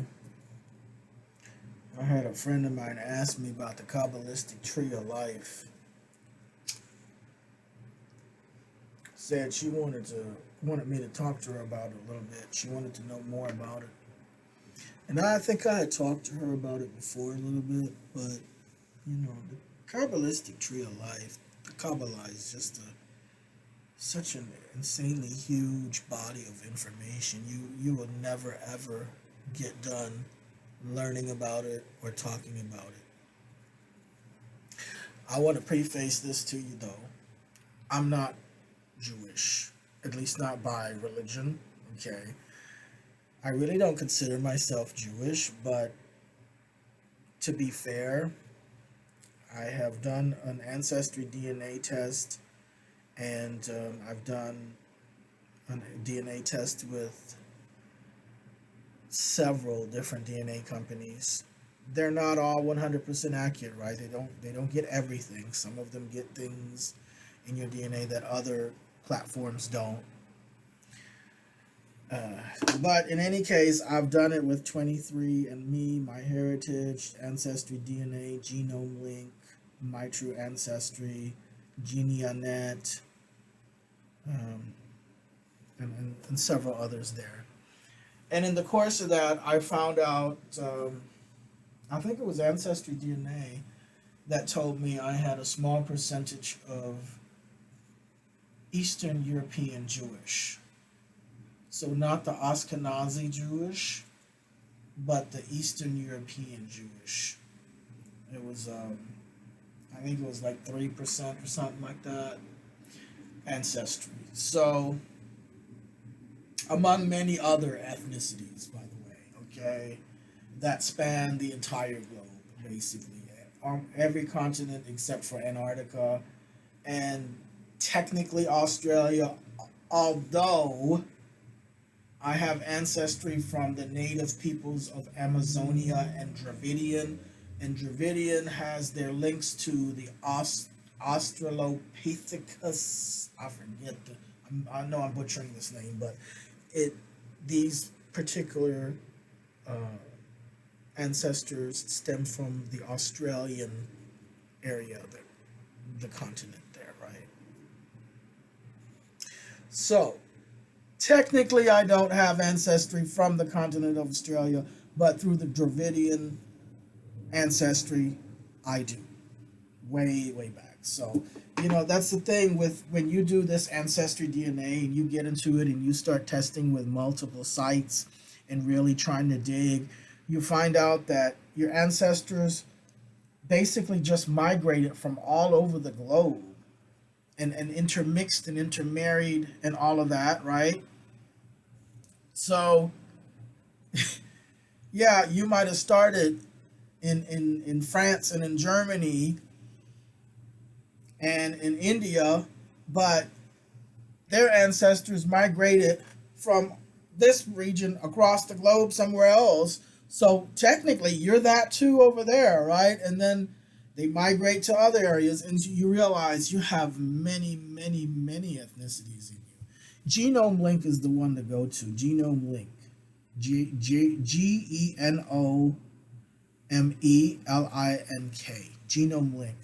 If you've already done your DNA test, you can take your DNA file, download it off of Ancestry DNA or 23andMe or MyHeritage, and upload it for free on Genome Link. And it will give you further analysis that the other main platforms don't, because they don't go back as far. So that's the thing. The further back you go into your DNA as far as your ancestry is concerned, the more ethnicities you're probably going to find. And you're going to find them from across the globe. Okay, so yeah, we all, there's really no such thing as American or French or Italian. These are just arbitrary recent definitions, because when you really go look into where did the French come from, where did the Germans, the Italians, you'll find that they migrated from all over the globe, and inevitably it all ends up in Africa, no matter who you are. It all ends up in freaking Africa. So, yeah. But nonetheless, I did discover that I have Jewish ancestry, and I guess that's maybe why I always felt drawn to the Kabbala, and I felt like I understood it and have such a love and reverence for the Kabbala. Although, let me preface this. You listening? Listen to me carefully. Listen to me carefully. This is very important about the Kabbala. Kabbala is not Jewish. The Kabbala is not Jewish. Did you hear me? I said the Kabbala is not Jewish. The Jews have kept it for the longest, as far as we know, in our recent histories, but it did not originate with the Jews. The Kabbala does not originate with the Jews. Where did Kabbala originate from? We don't know. We don't know the sole origination. We know that there's influences and sources from all over the globe. Kabbala is like me. It's every nationality. You know that song, that old song by Shaka Khan, where she's saying, I'm every woman. Well, Kabbala is, I'm every culture. It's all in me. I know I'm tone deaf right now, but you get the point, right? I'm every culture. Every culture. Egypt, Africa, Greece, Europe, India, Asia,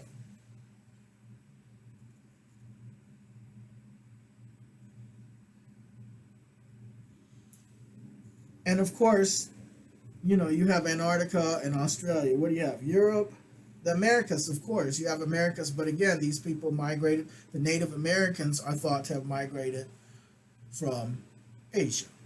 So, once again, the major cultures, the major philosophies have contributed to Kabbala or Kabbala. Okay? So it's not Jewish. But nonetheless, I feel like maybe part of my ancestry in my bloodline, I feel like maybe that's the reason why I've personally always felt drawn to Kabbala. And more specifically to practical Kabbala. And we'll talk about what that is now, I guess. So, Kabbala, and I want to say this before I start in with the 4 different branches of Kabbala.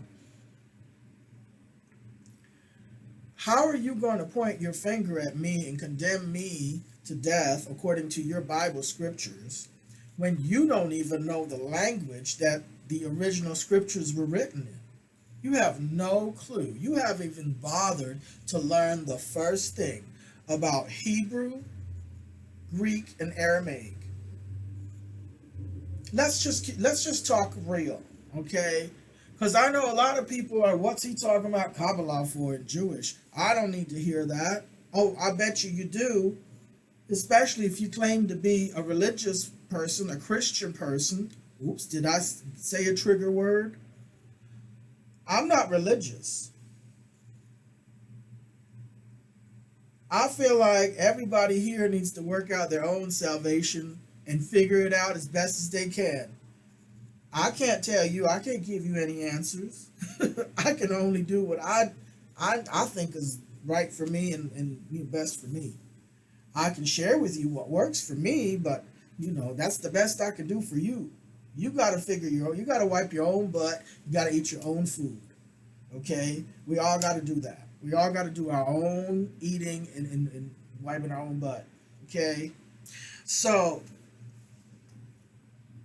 here's the thing, you're going around claiming to be this or that and this holy Bible, and you're telling me to get down on one knee and pray to the Lord and that I have a seat next to Satan, but you know nothing about the original language those Bible scriptures are written in. You are going off of trusting off of what somebody else that you don't even know has translated. And you're trusting your little preacher or your reverend or your elder or bishop or whatever title you call it to tell you the rest. Or you're trusting your parents to tell you to have taught you the truth. Or your society. Right? How lazy. How lazy. I have to say, you are lazy. All these Christians, all of you Christians are lazy mofos. You don't know jack. All you know is how to condemn and project and use that as a tool to project your own insecurities onto other people, your own darkness and shadow, your unresolved darknesses and shadows. That's all. You don't know jack, because if you were really serious, you would at least try to learn the Hebrew alphabet. Now, why am I telling you this? What's the big deal? You see, the Hebrew alphabet is very, very intimately tied to the Kabbala and to the glyph known as the Kabbalistic tree of life. That is a visual symbol of the Kabbala, and so much more. Well, still, you'll be like, okay, so what? Well, here's the thing. I talked to you about communication earlier, how I communicate to you on multiple levels, not just surface words you're hearing here in the video and images that you see on the screen. There's multiple forms of communication going on at once, including subconscious and unconscious communication.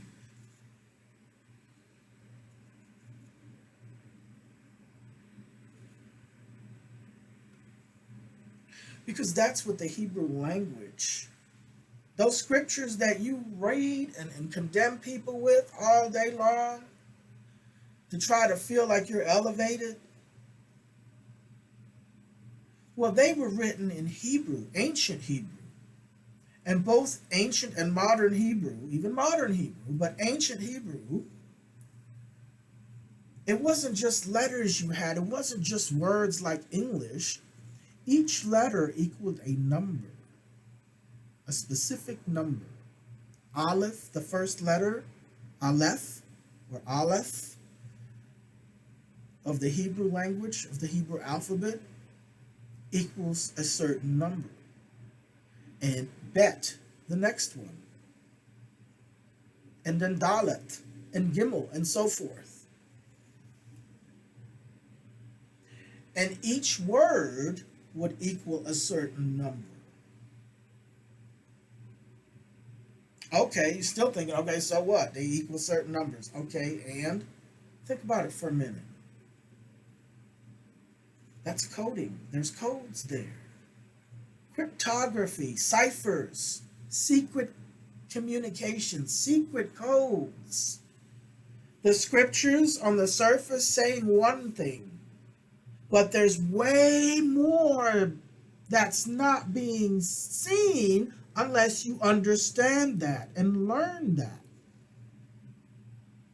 Oh, so certain words that equaled certain numbers, other words that happen to equal that number too, were now considered to have a special relationship with each other and deeper meanings. So words like world and universe had way more dimension of experience and communication than the English word for universe and world.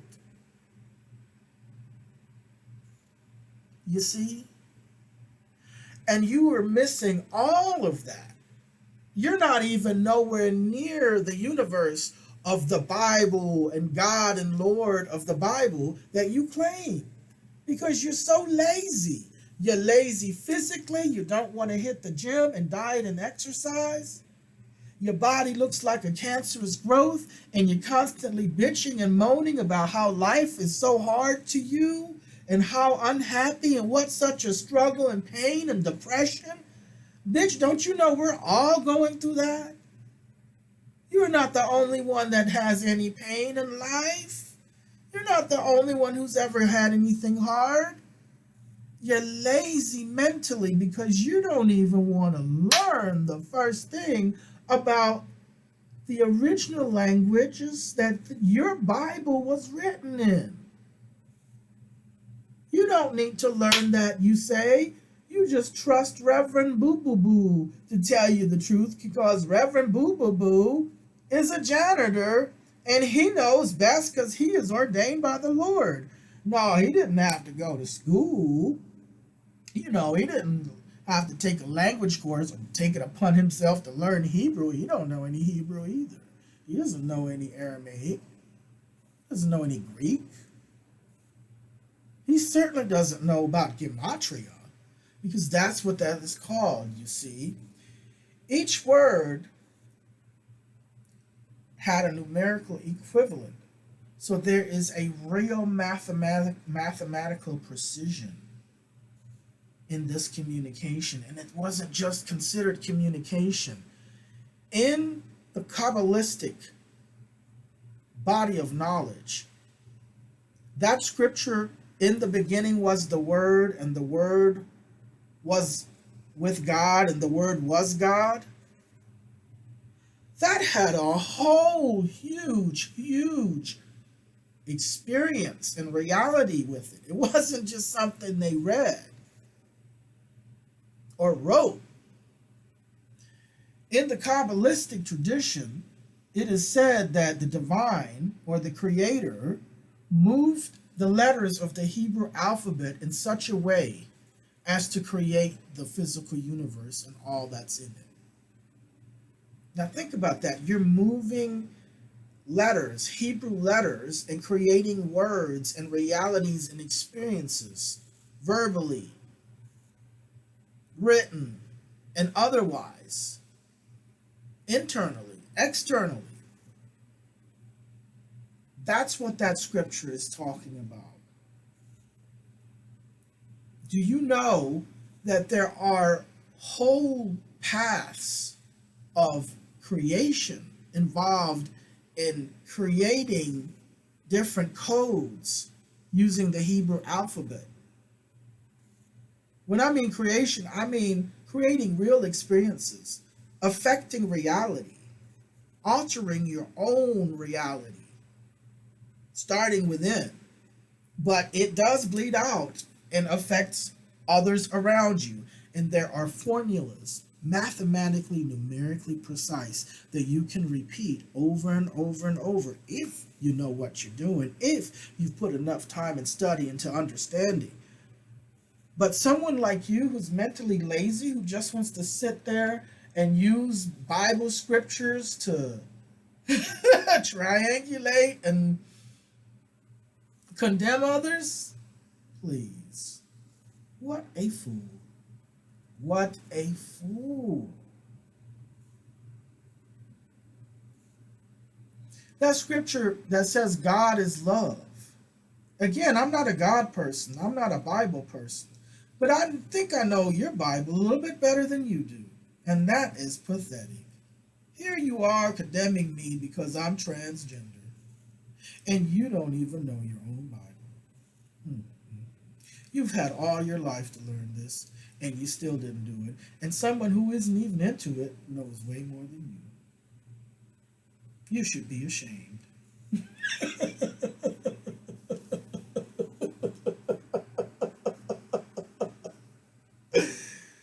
You should be ashamed.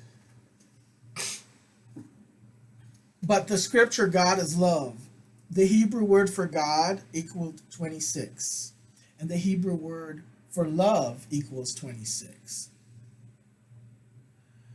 And you have other words that equal 26 that have a significant connection to these words to give you a much deeper understanding of what's being communicated. Now, if you transpose, if you exchange the words, the letters for their numerical equivalents, now you have a bunch of code, a bunch of numerical code. What's that remind you of? Reminds me of computer code, type of reality hacking. Anyway, you have 4 branches of Kabbala, okay? You have the dogmatic branch, which is philosophy texts, like the Zephyr Yetzirah, the Bahir, and the Sefer Ratziel, and other books. You have the,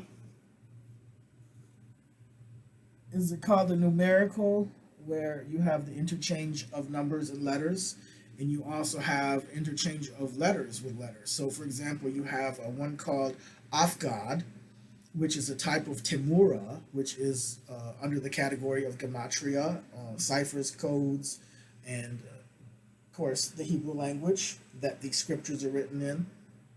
Anyway, Afgad is so A equals Aleph. Like, let's say if it was the English language, so A would equal B, and B would equal C, and C would equal D, and so forth and so on until you get to the end of the alphabet, right? So when you're creating codes, then of course you would have one letter actually equaling another letter. So this is also a type of another level of communication and revelation as far as these Bible scriptures and the Hebrew language that they were written in are concerned.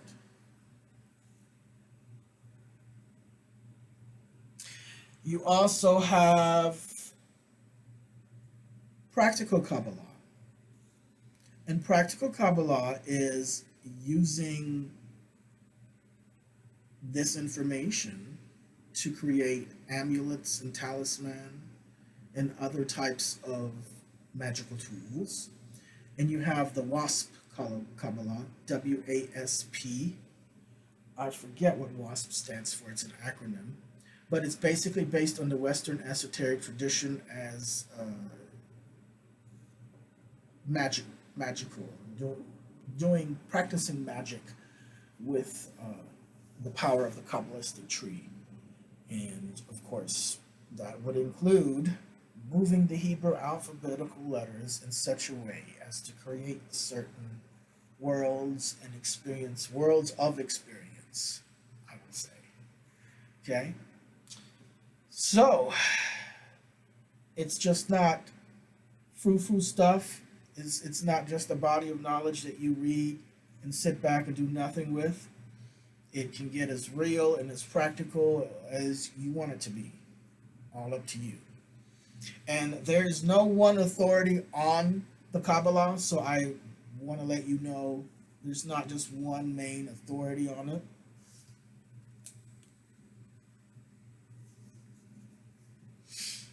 But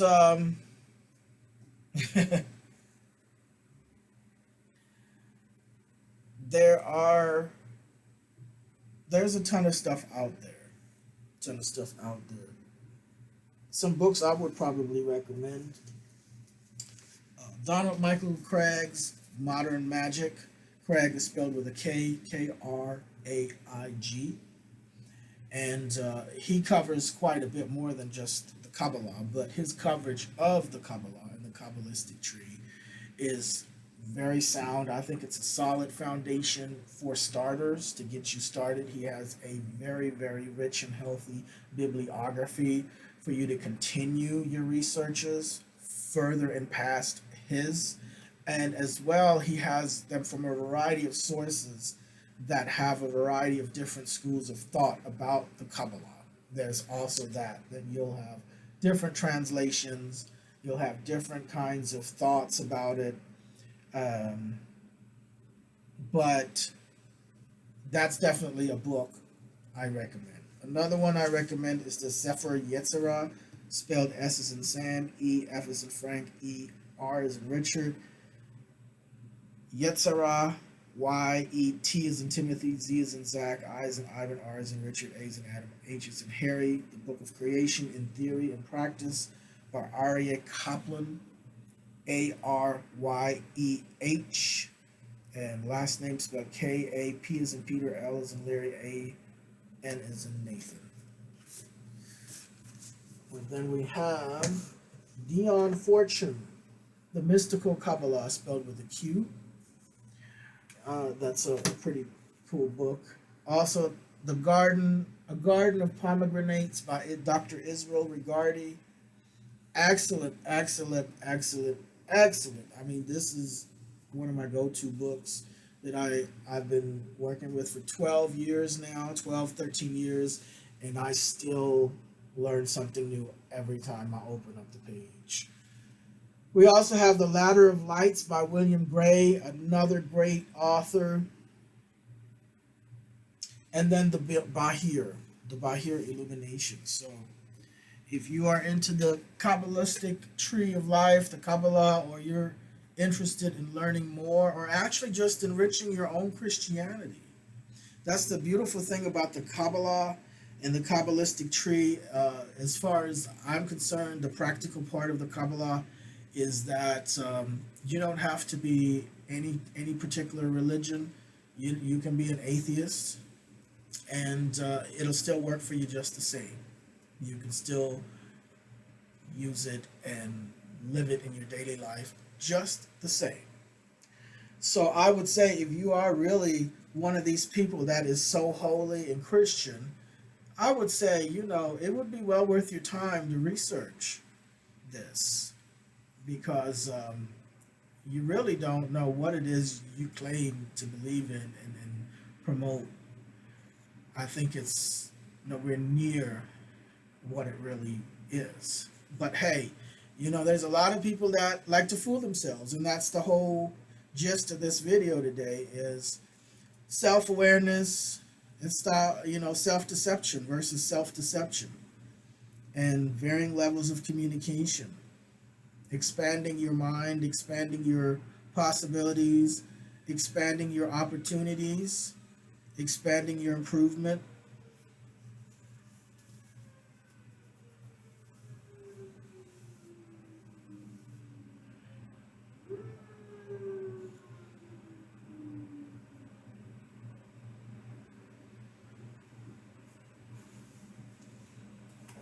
Yeah. But I might make some more videos on the Kabbalistic tree of life in the future.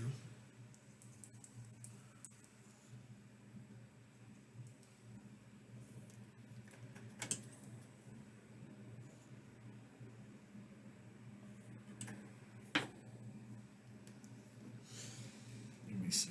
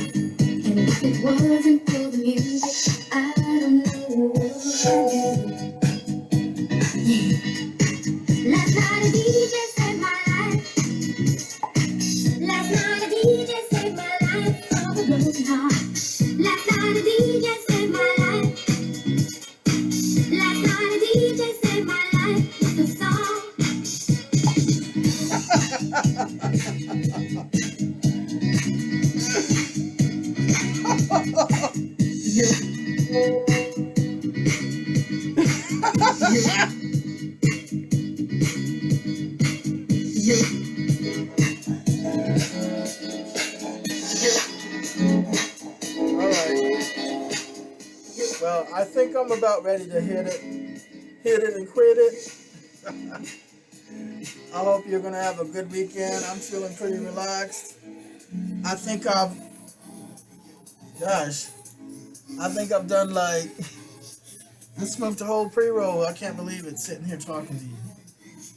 So yeah, ich muss jetzt gehen. Arrivederci. What else? Hasta la vista.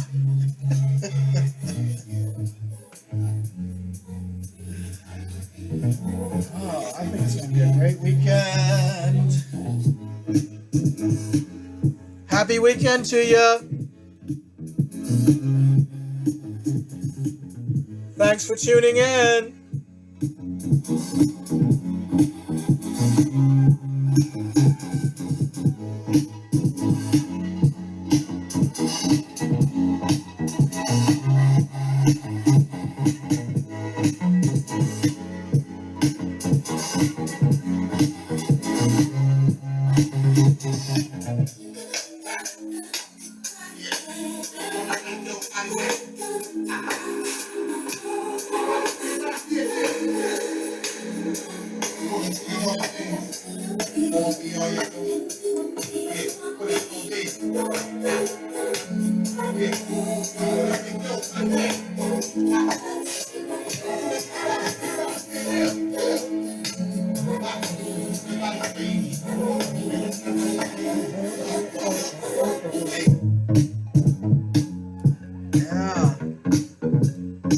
All right, I'm getting out of here. Have a good weekend. And I will talk to you soon.